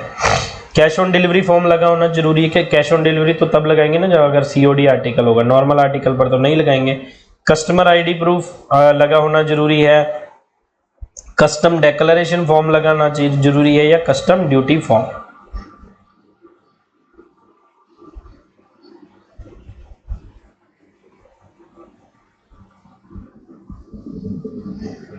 तो देखिए वैसे इस क्वेश्चन में क्या है, कस्टम डिक्लेरेशन फॉर्म तो बुक में राइट आंसर है ना, सी है ना, CN बाई या CN3। कस्टमर आईडी प्रूफ भी जरूरी है वैसे, हर आर्टिकल फॉरेन आर्टिकल के लिए आपको आईडी प्रूफ लगाना ही पड़ेगा सेंडर का। इन केस हम आईडी प्रूफ छोड़ भी सकते हैं, लेकिन कस्टम डिक्लेरेशन फॉर्म नहीं छोड़ सकते, वो हमें लगाना ही लगाना पड़ेगा और उस पर जो है सेंडर के साइन भी होंगे, है ना। 59 क्वेश्चन है, which of the following can not be transmitted at printed paper rate in foreign post. नीचे दिए गए ऑप्शंस हैं, उनमें से क्या चीज है जो प्रिंटेड पेपर्स के रेट पर नहीं ट्रांसमिट की जाएगी अगर उसे फॉरेन कंट्री में भेजना है। जैसे हमारे बुक पैकेट में हम भेजते हैं कि चार्जेस कम लगते हैं, ऐसे प्रिंटेड पेपर यूज किया जाता है फॉरेन कंट्री के लिए कम चार्जेस के लिए, लेकिन नीचे दिए गए ऑप्शन में से बताना है कौन सी चीज है वो प्रिंटेड पेपर के रेट पर नहीं भेजी जा सकती। Impression obtained by means of computer printer, computer printer के द्वारा जो इंप्रेशन आए हैं, मतलब कंप्यूटर से निकला हुआ प्रिंट वाला पेपर है। Musical course in manuscript, musical कोई कोर्स है, मैन्यूस्क्रिप्ट है, फोटोकॉपीज है कोई भी, या फिर papers obtained by means of typewriter, या टाइपराइटर से टाइप करवाए हुए पेपर्स हैं। इनमें से बताना है कौन सा जो प्रिंटेड पेपर के रेट पर नहीं जा सकता।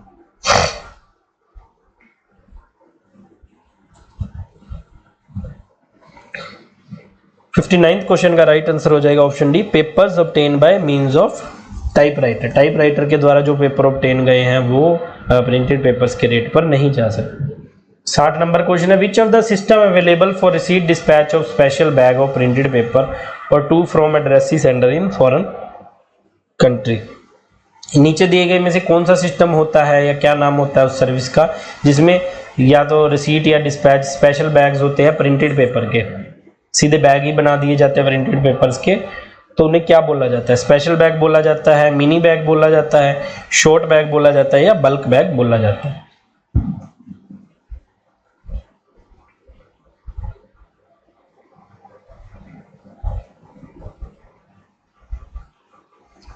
साठ नंबर क्वेश्चन का राइट आंसर हो जाएगा बल्क बैग, उसे बल्क बैग बोला जाता है। 61 नंबर क्वेश्चन क्या है, what is the meaning of Aves de reception. हमने टर्म्स बताई थी ना, LCAO, ऐसे ही बहुत सारी हैं। एविस डी रिसेप्शन करके जो टर्म है फॉरेन पोस्ट में, उसका मतलब क्या है? पोस्टेज प्रीपेड है उसका मतलब, या एडवाइस ऑफ डिलीवरी है, पोस्टेज अनपेड है, या फिर रिसीट फॉर बुकिंग।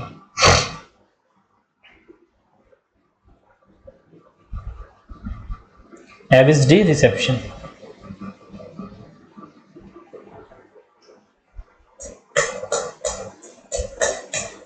इकसठ नंबर क्वेश्चन का राइट आंसर हो जाएगा option B, advice of delivery बोला जाता है, इसे एविस डी रिसेप्शन लिखा होता है ना। 62 number question, what is the meaning of ने पेस नेक्सपेडर। बहुत इंपॉर्टेंट, मोस्ट इंपॉर्टेंट है ये टर्म बहुत बार पूछी गई है, मोस्ट इंपॉर्टेंट है ना। नी पास नेक्सपेडर जो है उसकी फुल फॉर्म या उसका किसके लिए यूज किया जाता है? ट्रीटेड एज अबंडेंट की आर्टिकल अबंडेंट है उसके लिए यूज किया जाएगा, deliver to another person, send back, या फिर डू नॉट रीडायरेक्ट। नी पास नेक्सपेडर के बारे में पूछा गया है, इसका मतलब क्या होता है?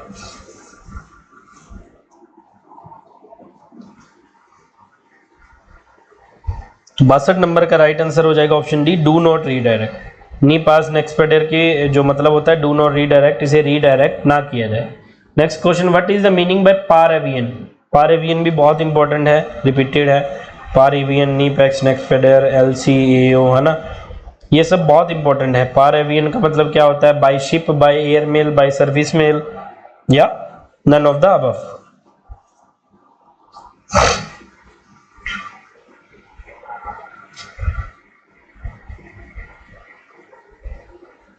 सिक्सटी थर्ड क्वेश्चन का राइट आंसर हो जाएगा option B, by air mail. पार एवियन का मतलब होता है एवियन, एविएशन से हम इसको याद कर सकते हैं। पार एवियन का मतलब by air mail. 64 number question है, which form is next with article being exported through parcel post under system of drawback on custom duty. एक सिस्टम होता है पार्सल पोस्ट में, ड्रॉबैक ऑन कस्टम ड्यूटी। इस स्कीम के through अगर कोई parcel हम एक्सपोर्ट कर रहे हैं, बाहर भेज रहे हैं, तो उस पर कौन सा फॉर्म जो है वो लगा होना चाहिए? विच फॉर्म इज नेक्स्ट। नेक्स्ट मतलब फॉर्म वो लगा होना चाहिए, ड्रॉबैक ऑन कस्टम ड्यूटी। इस चीज से आपको याद रखना है, फॉर्म ए, फॉर्म बी, फॉर्म सी या फॉर्म डी, क्या बोला जाता है उस फॉर्म को?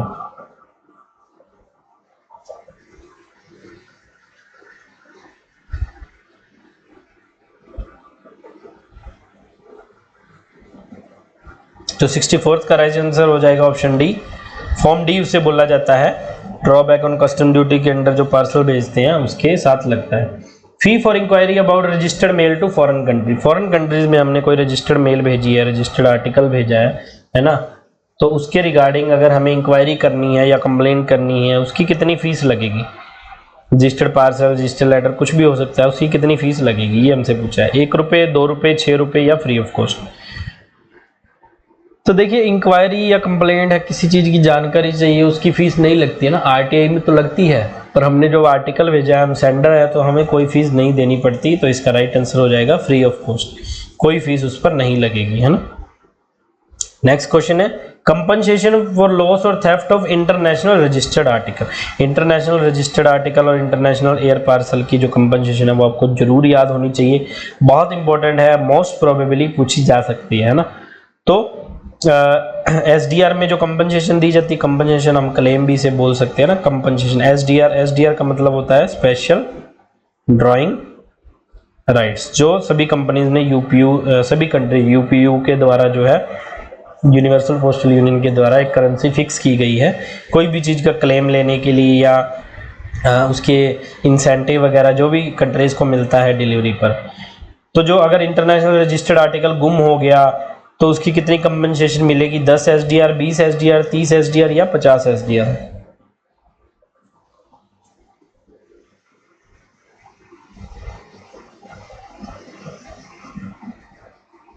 तो 66 क्वेश्चन का राइट आंसर हो जाएगा ऑप्शन सी, 30 एसडीआर इसकी कंपनसेशन मैक्सिमम मिल सकती है।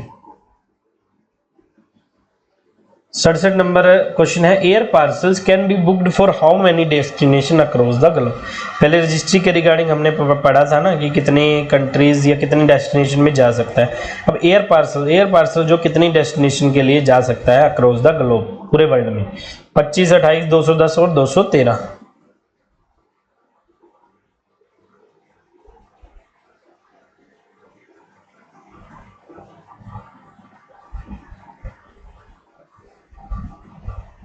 तो इसका राइट आंसर हो जाएगा 67 का ऑप्शन डी, 213।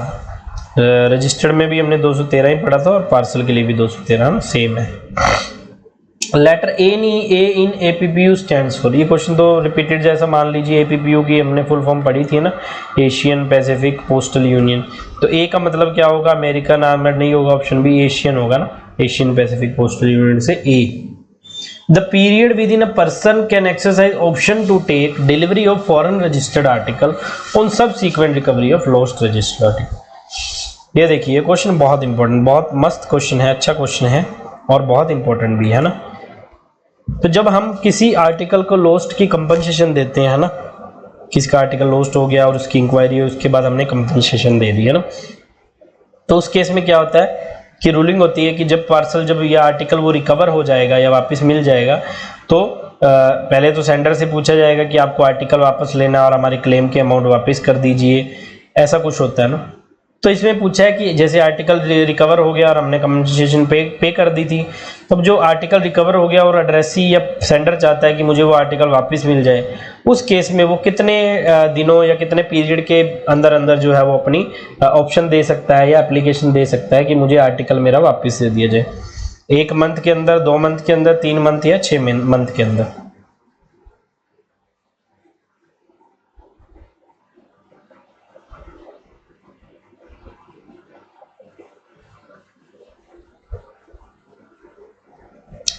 तो 69 क्वेश्चन का राइट आंसर हो जाएगा ऑप्शन सी, 3 महीने के अंदर अंदर उसे अपनी ऑप्शन देनी होती है अगर वो आर्टिकल वापस लेना चाहता है।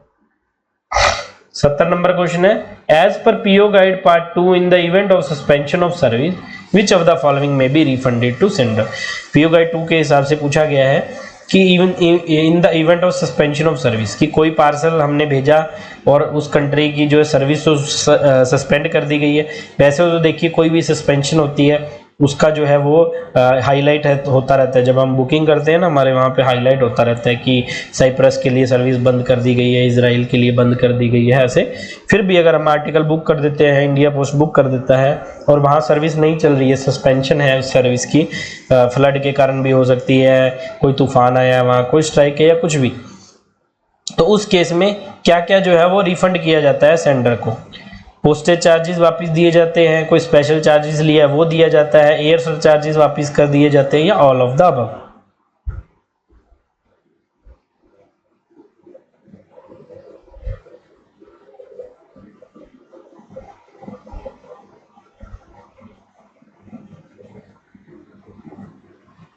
तो 70वें क्वेश्चन का राइट आंसर हो जाएगा option D, all of the above. सभी जो है ऑप्शन सही है, सारे चार्जेस उन्हें वापस कर दिए जाएंगे, क्योंकि इसमें डिपार्टमेंट का फॉल्ट है, कस्टमर का नहीं है। Foreign money order that has become void can not be paid after expiry of. Foreign के जो मनी ऑर्डर है जो इंडिया में आए हैं वॉइड हो गए हैं, वो कितने महीनों के बाद पेमेंट नहीं की जा सकती, वॉइड होने के कितने महीनों के बाद? 6 महीने इंडिया में आने के, 5 महीने बाद इंडिया में आने के, 2 महीने बाद इंडिया में आने के, या इंडिया में आने के 1 महीने तक।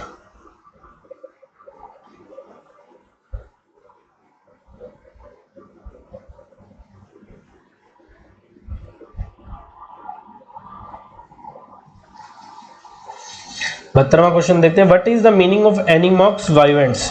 एनिमॉक्स वाइवेंट्स ये भी एक टर्म है ना, हमने आपको बताया था, ये भी बहुत इंपॉर्टेंट है। इसका मतलब क्या होता है फॉरेन पोस्ट के रिगार्डिंग? एनिमेटेड क्रीचर है, उसमें पार्सल फॉर अमेरिकन कंट्रीज है, एनिमेटेड लेटर बॉक्स है, या फिर लिविंग एनिमल्स है।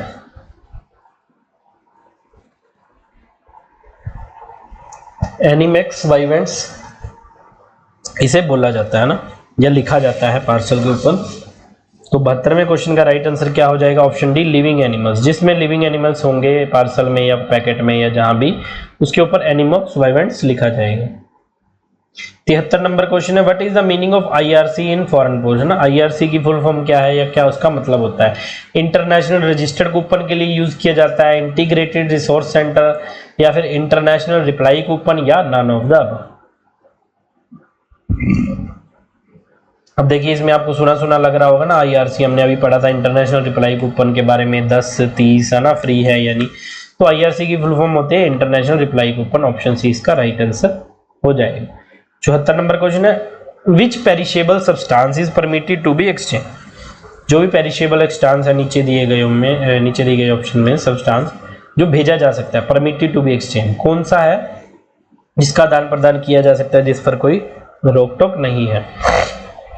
Biological weapons, SARS COVID virus, formalin, या इबोला वायरस। कौन सा है जिस पर कोई रोक टोक नहीं है और उसे ट्रांसमिट किया जा सकता है, एक्सचेंज किया जा सकता है?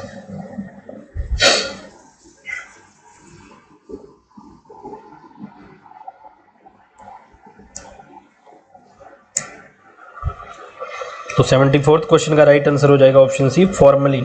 फॉर्मलिन जो है उसे ट्रांसमिट किया जा सकता है विदाउट कोई इशू के। ऑप्शन सी इसका राइट आंसर हो जाएगा। 75th क्वेश्चन है, which of the following country is not a member of APP. Asian Pacific postal union जो है, कौन सी कंट्री उसका मेंबर नहीं है? 4 ऑप्शन हमें बताए गए हैं ना। ऑस्ट्रेलिया नहीं है, मोरक्को नहीं है, पपुआ न्यू गिनी, या बांग्लादेश।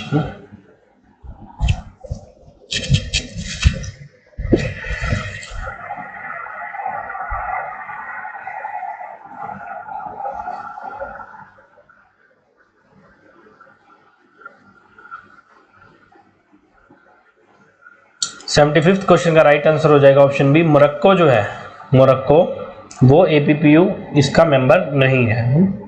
76 नंबर क्वेश्चन है, undeliverable foreign articles are generally return. जो अनडिलीवरेबल फॉरेन आर्टिकल है, जो डिलीवर नहीं हो सकते किसी भी कारण, XYZ कारण है ना, उन्हें जब वापस किया जाता है उनकी कंट्री में, वो कैसे भेजा जाता है, किस रूट के, चाहे वो रिफ्यूज्ड है, चाहे अनक्लेम्ड है, चाहे अनडिलीवरेबल, किसी भी कारण से है ना, तो उन्हें फॉरेन कंट्रीज में वापस किस रूट से भेजा जाता है? सरफेस रूट से, एयर रूट से, बोथ ऑफ द अबव, या none of the above?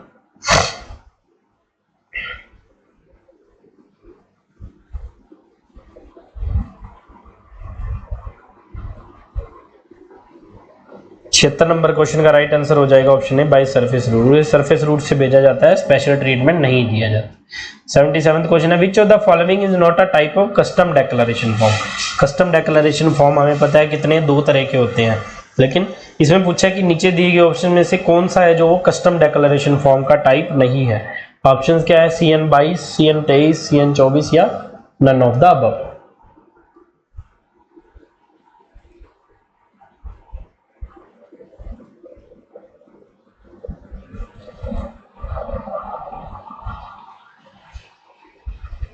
Seventy seventh question का राइट आंसर हो जाएगा option C, CN 24। CN 24 form नहीं होता है ना, CN 22 भी होता है और 23 भी होता है। 78 नंबर क्वेश्चन है, CN 22 form is use for up to what amount, कितने अमाउंट तक का आर्टिकल भेजने के लिए CN 22 फॉर्म यूज किया जाता है। अप टू 300 SDR, 300 SDR तक की वैल्यू के आर्टिकल के लिए, या फिर बिलो 300 SDR। अब इसमें आपको कंफ्यूज नहीं होना है, अप टू 300 SDR मतलब 300 SDR या उससे मतलब 300 SDR तक, लेकिन बिलो 300 SDR मतलब 299 SDR तक, है ना। तो CN 22 जो फॉर्म है उसका राइट आंसर है option B, below 300 SDR। 300 SDR से कम मतलब 299 SDR, 300 SDR नहीं आएगा इसमें, 300 SDR से कम, है ना, CN 22 यूज किया जाता है। उसके बाद है CN 23 फॉर्म है, वो कब यूज किया जाता है, कितनी अमाउंट के बाद। तो ऑप्शन है बिलो 300 SDR या फिर 300 SDR या एंड अबव। तो बिलो 300 SDR तो हमने पढ़ लिया 299 तक, तो CN 22। तो CN 23 कब यूज किया जाएगा, जब उसकी वैल्यू 300 SDR होगी आर्टिकल की, या फिर अबव, मतलब 300 SDR भी होगी तब भी CN 23 ही यूज किया जाएगा। ठीक है, इसमें कंफ्यूज नहीं होना आपको, ये कंफ्यूज करने के लिए ऐसे लिखा होता है। तो बोथ ऑफ द अबव नहीं, ऑप्शन बी इसका राइट आंसर हो जाएगा, 300 SDR एंड अबव। वैसे तो देखिए जब आर्टिकल बुक किया जाता है ना, जब हम वैल्यू डालते हैं तो automatically custom declaration form system generate करता है। पर कहीं कहीं अगर हम मैनुअल फॉर्म भरवा रहे हैं तब हम उसे बताएंगे बंदे को कि आपका 300 SDR मतलब 110 रुपये लगभग SDR की वैल्यू है, तो उतने तक का आपका सामान है तो आप CN 22 भरिए, और 300 या 300 से ऊपर का है तो CN 23 भरिए, है ना। Custom declaration form must be filled and duly signed by. Custom declaration form कौन भरेगा और कौन उस पर साइन करता है। सेंडर होता है आर्टिकल का, वो करता है, एड्रेसी करता है, या पोस्ट ऑफिस का स्टाफ करता है, या नन ऑफ द।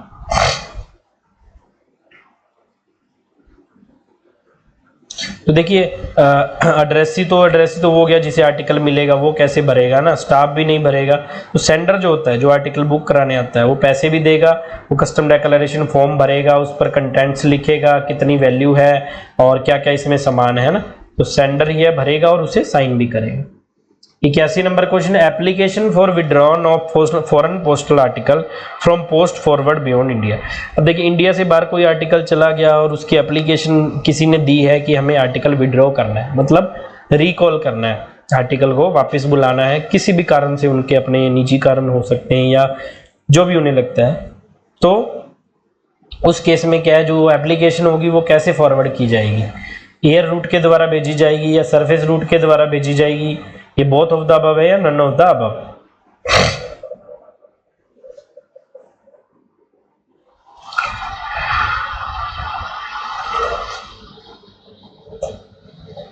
इक्यासी नंबर क्वेश्चन का राइट आंसर हो जाएगा by surface post. Surface post के द्वारा वो एप्लीकेशन भेजी जाएगी, है ना, अगर कंट्री से बाहर चला गया। वैसे तो हम मेल के जरिए रिकॉल की मेल भी डाल देते हैं फॉरेन पोस्ट ऑफिस को, है ना।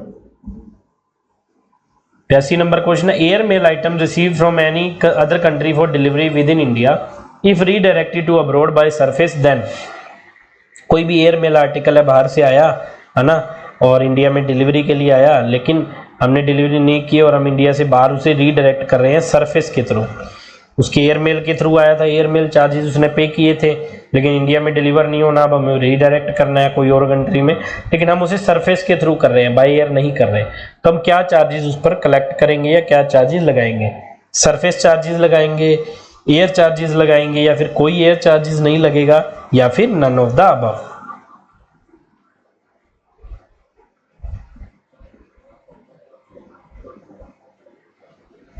तो इसका राइट आंसर हो जाएगा 82 क्वेश्चन का नो चार्जेस। जब उसने एयरमेल चार्जेस पे किए हैं तो हम उसको रीडायरेक्ट कर रहे हैं, तो हम उसे सरफेस के थ्रू कर रहे हैं, फिर हमें कोई चार्जेस नहीं लेंगे।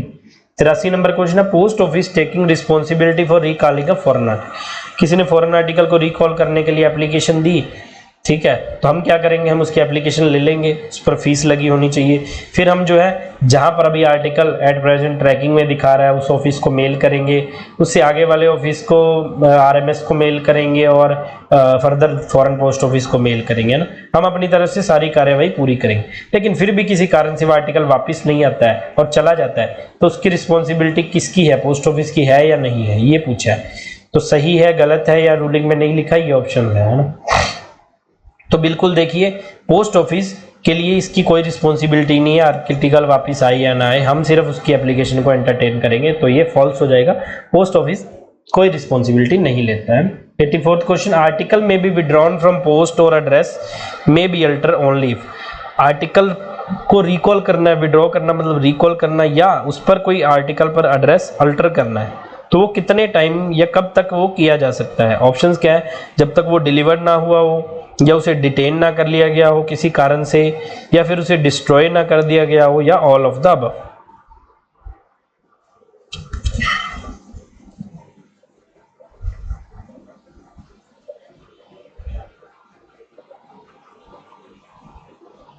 तो 84th क्वेश्चन का राइट आंसर हो जाएगा option D, all of the above.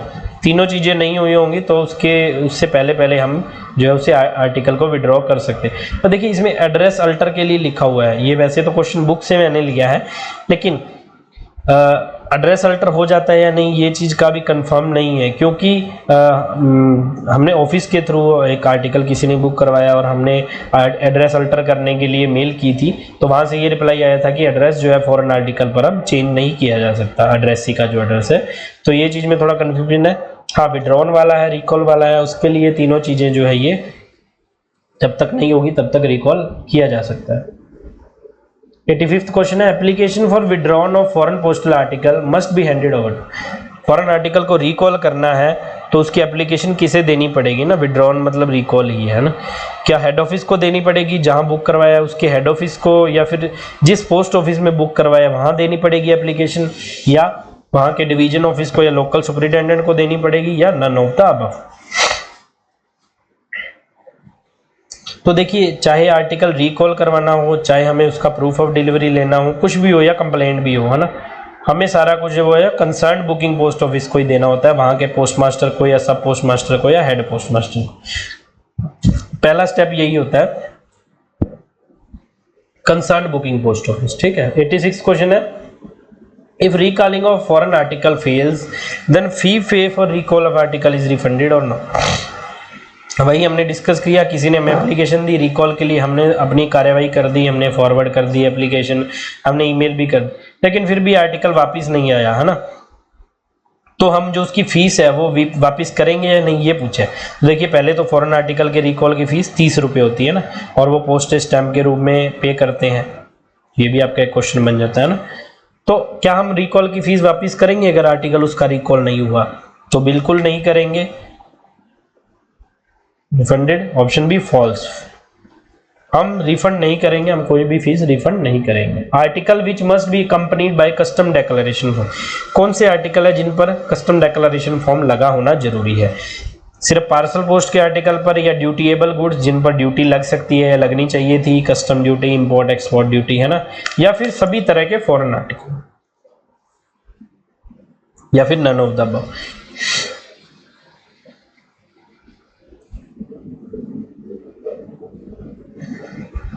तो देखिए, कहीं कहीं लिखा है ओनली ड्यूटीएबल गुड्स होती हैं जो वहाँ पर कस्टम डेक्लेरेशन फॉर्म लगेगा, बाकी पर जरूरत नहीं है।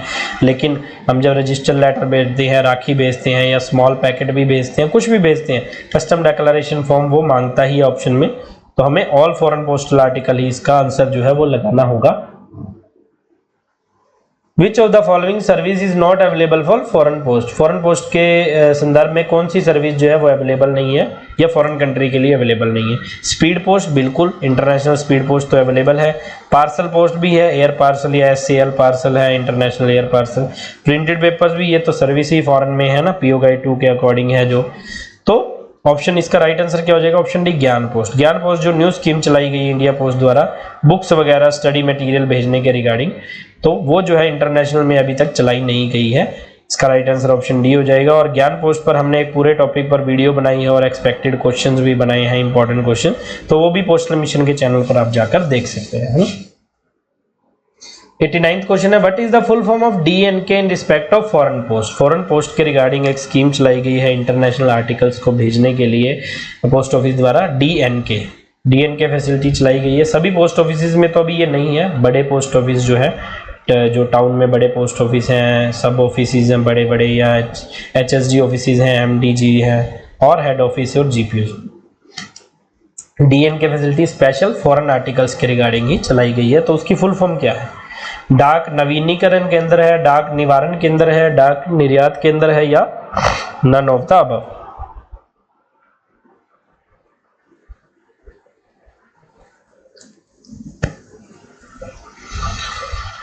89th क्वेश्चन का राइट आंसर हो जाएगा ऑप्शन बी, डाक निर्यात केंद्र। डीएनके को डाक निर्यात केंद्र बोला जाता है। 90th क्वेश्चन है, what is the full form of PBE in connection with DNK. DNK की फैसिलिटी जो यूज करता है, डीएनके की फैसिलिटी चलाई गई कि जो लोग बल्क में पार्सल भेजते हैं, बाहर फॉरेन पार्सल भेजते हैं, जो अपने काम के पर्पज से है ना, बिजनेस पर्पज से भेजते हैं, तो उन्हें डीएनके लाइसेंस दे दिया जाएगा। फिर उन्हें जो है उनके पार्सल होल्ड नहीं होंगे, दिक्कत नहीं आएगी, क्योंकि सारे डॉक्यूमेंट्स वो पहले ऑनलाइन जनरेट कर लेंगे, वहां अपनी जो है डिक्लेरेशन फिल कर देंगे।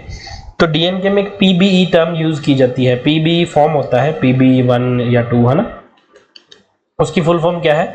Postal bill of exercise, postal base export, या postal bill of export, none of the above.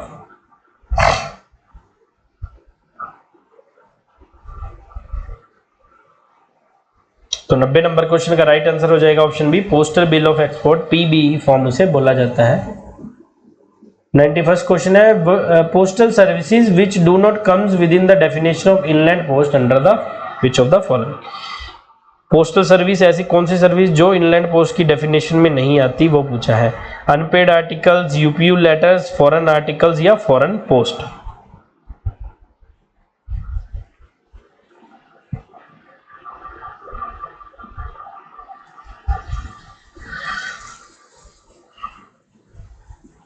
तो देखिए, जो इनलैंड पोस्ट के अंडर आती है वो इनलैंड है ना, इंडिया में है। तो फॉरेन पोस्ट जो है, फॉरेन पोस्ट सर्विसेज है, वो इनलैंड पोस्ट की डेफिनेशन में नहीं आती। ऑप्शन डी इसका राइट आंसर हो जाएगा। 92 नंबर क्वेश्चन है, section 1 of PO guide part 2 deals with which of the following. Section 1 पूछा है। देखिए, सेक्शंस भी पूछे जा सकते हैं। पीओ गाइड 1 के क्लॉज तो इंपॉर्टेंट है ही है ना। वॉल्यूम्स के क्लॉज भी वॉल्यूम 5 के जेएमटीएस के लिए है। पीओ गाइड 1 के तो क्लॉज बहुत इंपॉर्टेंट है, उसमें से तो आना ही आना है। पीओ गाइड 2 के भी क्लॉज पूछे जा सकते हैं, लेकिन कम चांस है। लेकिन सेक्शन बहुत इंपॉर्टेंट है, क्योंकि सेक्शन तो पूछे कि है ना, 10-11 ही है। पार्सल का सेक्शन है, लेटर्स का है, कस्टम कंट्रोल का, प्रोहिबिशन का। तो सेक्शंस जरूर आपने याद करने हैं, आपको याद हो जाएंगे 10-11 सेक्शन है। तो सेक्शन 1 है जो पीओ गाइड पार्ट 2 का, वो किससे रिलेटेड है? पार्सल पोस्ट से रिलेटेड है, लेटर पोस्ट से रिलेटेड है, जनरल है, या फिर नन ऑफ द अबव।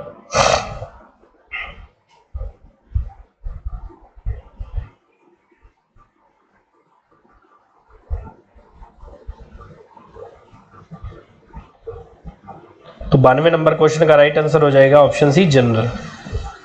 जो सेक्शन 1 है वो जनरल से रिलेटेड है। What are the categories of foreign postal article. कौन सी है इनमें नीचे दी गई हुई कैटेगरी जो फॉरेन पोस्टल आर्टिकल की है? लेटर पोस्ट है, बुक पोस्ट है, या पार्सल पोस्ट है, या फिर पहला और तीसरा ऑप्शन लेटर और parcel post.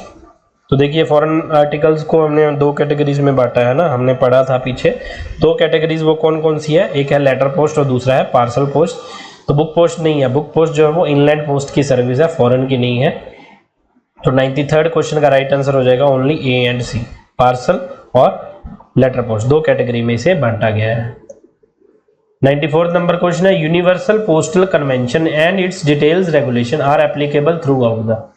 Universal postal convention है, जो एग्रीमेंट है या जो भी है, उसकी डिटेल रेगुलेशन है, वो किसके लिए एप्लीकेबल है? कौन कौन सी कंट्री के लिए, किस स्कीम के लिए, किस चीज़ के लिए वो एप्लीकेबल है? इंटरनेशनल पोस्टल सर्विस, जो पूरी कंट्रीज में, जो पूरे वर्ल्ड में इंटरनेशनल पोस्टल सर्विस चल रही है, उसके रिगार्डिंग है। लेटर पोस्ट सर्विस के रिगार्डिंग है, या बोथ ऑफ द अबव है, या नन ऑफ द अबव।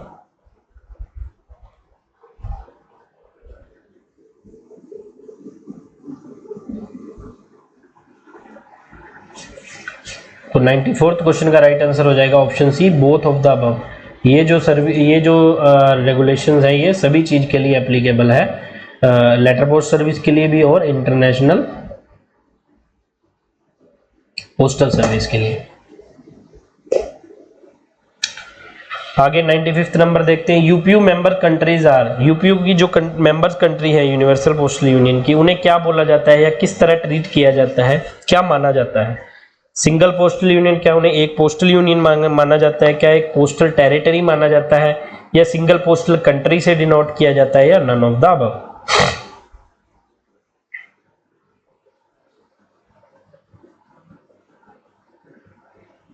तो 95th क्वेश्चन का राइट आंसर हो जाएगा option B, single postal territory उन्हें माना जाता है।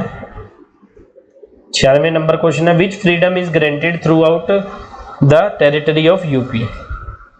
कौन सी जो फ्रीडम या किस चीज की आजादी जो वो गारंटी होती है टेरिटरी ऑफ यूपीयू में throughout the UPU? Freedom of transmission, freedom of transportation, freedom of transit, या none of the above? Question पूछा गया है प्रीवियस ईयर पेपर्स में, एक दो जगह मैंने देखा है, ठीक है। तो जो फ्रीडम किस चीज की होती है यूपीयू की जो टेरिटरी में? Freedom of transit, option C इसका राइट आंसर हो जाएगा 96 क्वेश्चन का, है ना।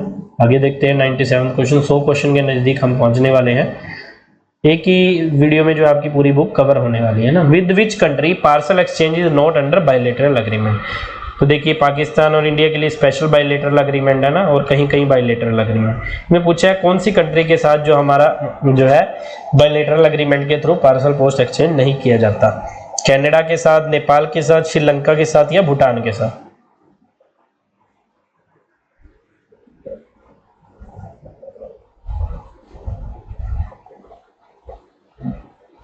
97th क्वेश्चन का राइट आंसर हो जाएगा ऑप्शन सी, श्रीलंका। श्रीलंका के साथ हमारा कोई पार्सल पोस्ट या बायलैटरल एग्रीमेंट नहीं है। Who is the supreme authority of universal postal union? UPU जो है यूनिवर्सल पोस्टल यूनियन, उसकी सुप्रीम अथॉरिटी कौन है? एशियन पैसिफिक पोस्टल यूनियन है, कांग्रेस है, काउंसिल ऑफ एडमिनिस्ट्रेशन है, या पोस्टल ऑपरेशन काउंसिल्स?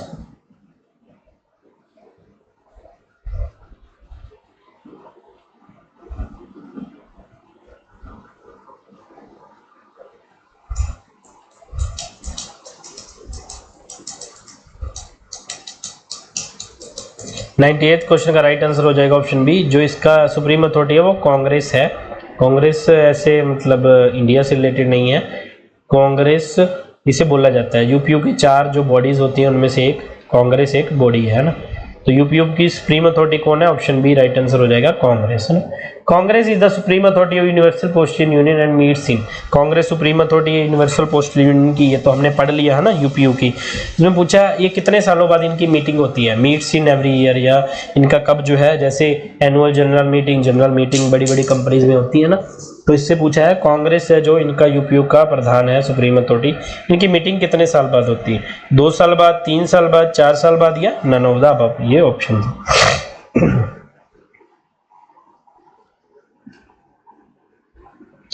तो 99th क्वेश्चन का राइट आंसर हो जाएगा ऑप्शन सी, एवरी 4 ईयर, हर 4 साल में इनकी जो है वो मीटिंग होती है।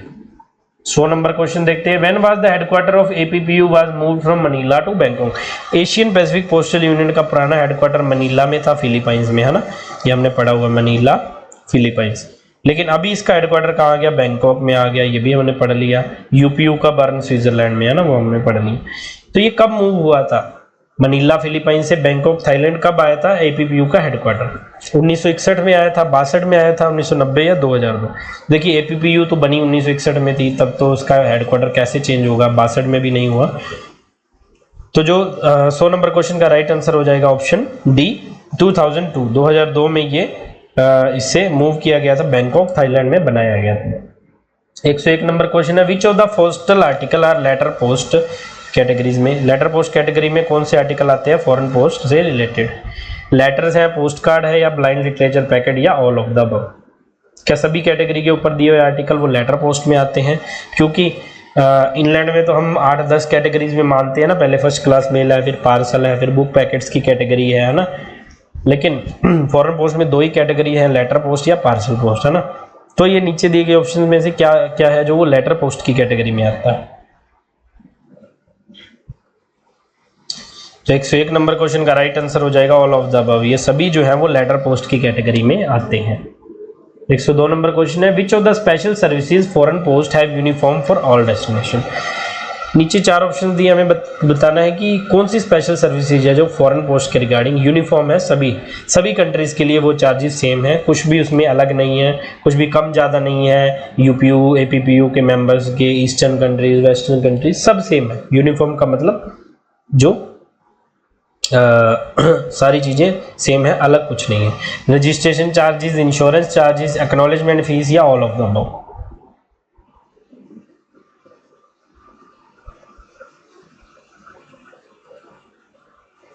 102 नंबर क्वेश्चन का राइट आंसर हो जाएगा option D, all of the above. सारी सर्विसेज जो है ये यूनिफॉर्म है सभी कंट्रीज के लिए, इंडिया से एक ही चार्जेस जो है इसके पे करे जाएंगे। 103 नंबर क्वेश्चन है, for which of the following postage cum air surcharge are not fix. नीचे ऑप्शन में से कौन सी सर्विस है जिसके postage cum air surcharge fix नहीं है, जो फिक्स नहीं किए गए हैं। एयरमेल पोस्ट कार्ड के, एरोग्राम्स के, लेटर्स के, या फिर for all above are fix, कि सभी ऊपर वाले ऑप्शंस के एयर सरचार्ज फिक्स हैं। चार ऑप्शन हमें दिए गए हैं।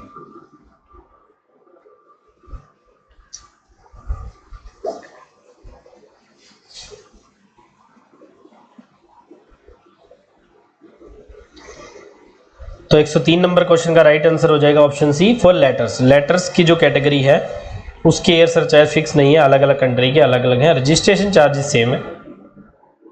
104 नंबर क्वेश्चन है, green label on the address side with black letters मेडिसिमेंट अर्जेंट bearing a symbol in which colour. मैंने पूछा है ग्रीन लेबल यूज किया जाता है एड्रेस साइड पर, एड्रेसी का जो एड्रेस है वहां पर एक ग्रीन लेबल यूज किया जाता है जिसमें ब्लैक लेटर्स में लिखा होता है मेडिसिमेंट अर्जेंट, जो है मेडिसिमेंट अर्जेंट मतलब अर्जेंट मेडिसिन, ऐसा सिंबल लगा होता है। वो सिंबल किस कलर में होता है, रेड कलर में, ब्लू कलर में, ब्लैक कलर में या ग्रीन कलर में।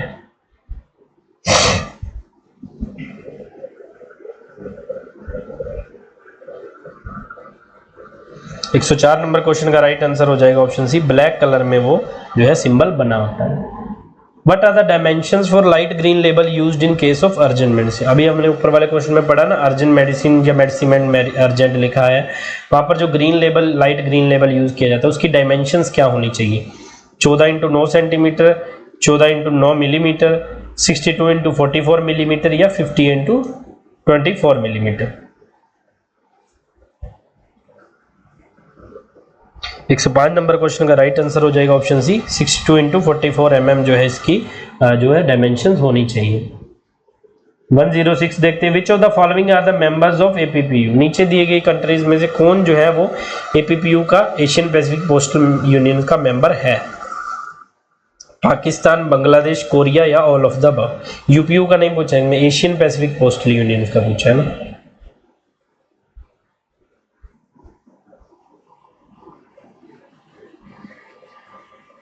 106 नंबर क्वेश्चन का राइट आंसर हो जाएगा option D, all of the above. सभी कंट्री ऊपर दी गई सभी कंट्री जो है ये एपीपीयू की मेंबर्स हैं। कौन कब जुड़ा है वो हमें नहीं पता, लेकिन सभी कंट्रीज मेंबर हैं।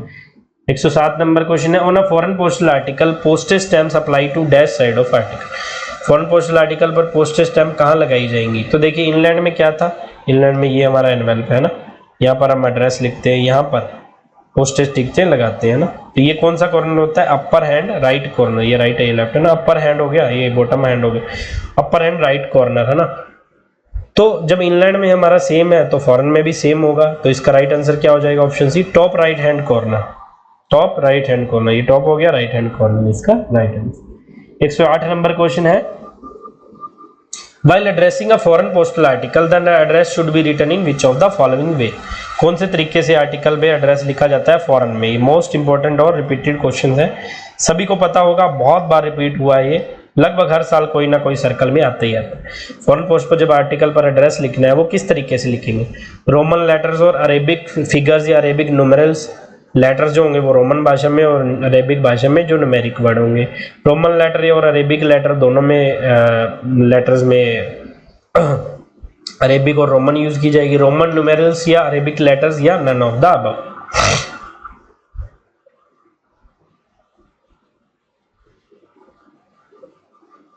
तो 108 नंबर क्वेश्चन का राइट आंसर हो जाएगा option A, Roman letters and Arabic numeral. ये याद रखना है, बहुत इंपॉर्टेंट क्वेश्चन है। 109 नंबर क्वेश्चन है, which of the following can be sent at reduced rates of postage charges. एक स्कीम होती है reduced rates of postage charges foreign post के रिगार्डिंग, जिसमें पूछा नीचे दी गई ऑप्शंस में से कौन सी स्कीम है जो reduced rate of foreign charges postage charges में भेजी जा सकती है। ये फॉरेन सर्विसेज से रिलेटेड ही होता है। Printed paper, newspaper, blind literature paper या ऑल ऑफ द अबव।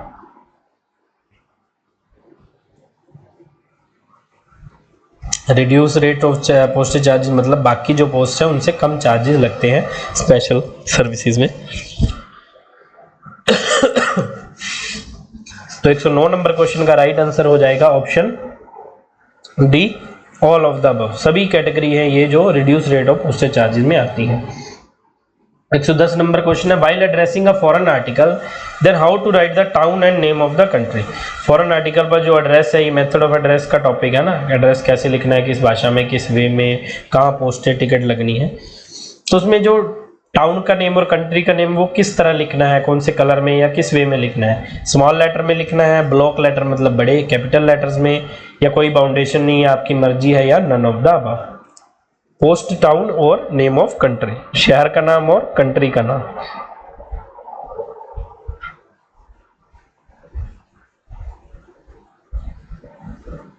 एक 110 नंबर क्वेश्चन का राइट आंसर हो जाएगा option B, block letter. Block letters में ये लिखना पड़ेगा आपको। While addressing a foreign article which of the following is not compulsory. क्या है जो इनमें से कंपल्सरी नहीं है फॉरेन आर्टिकल पर एड्रेस लिखते time. Name of the country, country का नाम लिखना क्या जरूरी है। Name of the provenance, provenance मतलब जैसे यूरोपियन यूनियंस है या कुछ है, प्रोविनेंस उसको बोलते हैं। या फिर delivery zone number, delivery zone या पिन कोड, जो पोस्टल कोड या जिप कोड उसे बोला जाता है, या नन ऑफ द अबव। तो क्वेश्चन में पूछा था विच इज नॉट कंपल्सरी, है ना, तो क्वेश्चन गलत नहीं पढ़ लेना, विच इज कंपल्सरी नहीं पढ़ लेना है, तो विच इज नॉट कंपल्सरी। तो उसका राइट आंसर क्या हो जाएगा option D, none of the, मतलब तीनों चीजें कंपल्सरी है। हमें नॉन कंपल्सरी पूछा था ना, तो नन ऑफ द अबव हो जाएगा क्योंकि तीनों चीजें कंपल्सरी है लिख दी। 112 नंबर क्वेश्चन है, section 5 of PO guide part 2 deals with. PO guide part 2 का सेक्शन 5 है। सेक्शन 1 हमने जनरल का पढ़ा था ना, ऐसे ही हमने बताया था प्रोहिबिशन, कस्टम कंट्रोल, ये सब के सेक्शंस है। तो सेक्शन 5 है जो पीओ गाइड पार्ट 2 का, वो किससे रिलेटेड है। लेटर पोस्ट से रिलेटेड, पार्सल पोस्ट से रिलेटेड, प्रोहिबिशन से, या कस्टम कंट्रोल से रिलेटेड।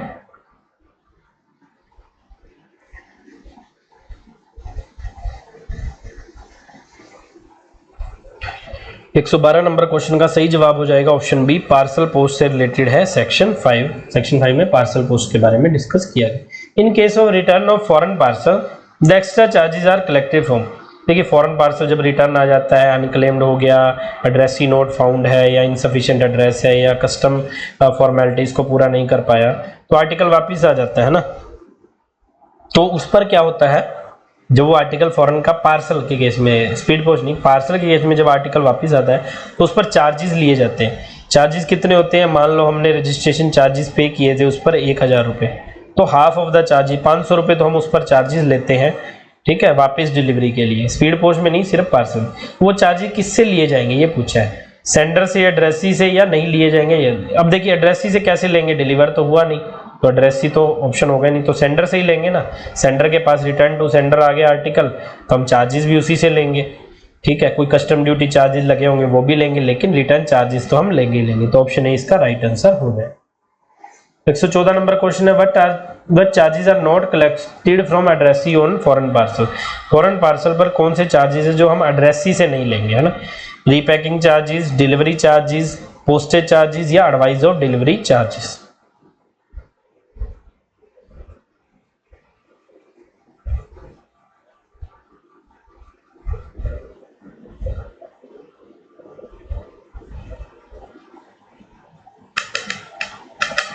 तो इसका राइट आंसर हो जाएगा ऑप्शन सी, पोस्टेज चार्जेस हम उससे नहीं लेंगे, क्योंकि पोस्टेज तो बुकिंग करवाने के टाइम सेंडर ने पे की होगी ना, तो हम उससे नहीं लेंगे, है ना।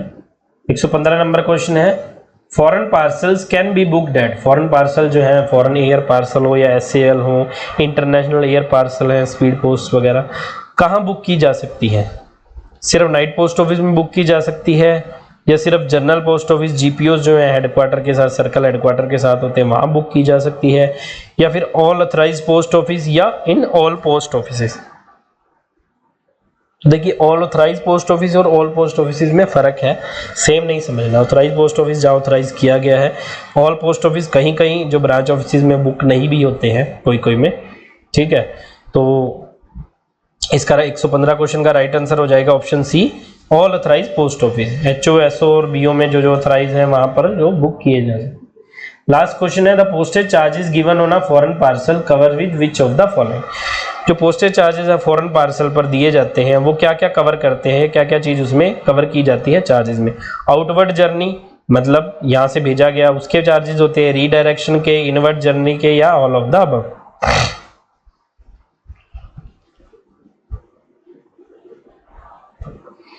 तो देखिए पार्सल पोस्ट के केस में क्या होगा, रीडायरेक्शन चार्जेस हमें पता लगते हैं, एक कंट्री से दूसरी कंट्री में करना है, बाय एयर करना है तो उसके भी लगेंगे, सरफेस से भी, है ना।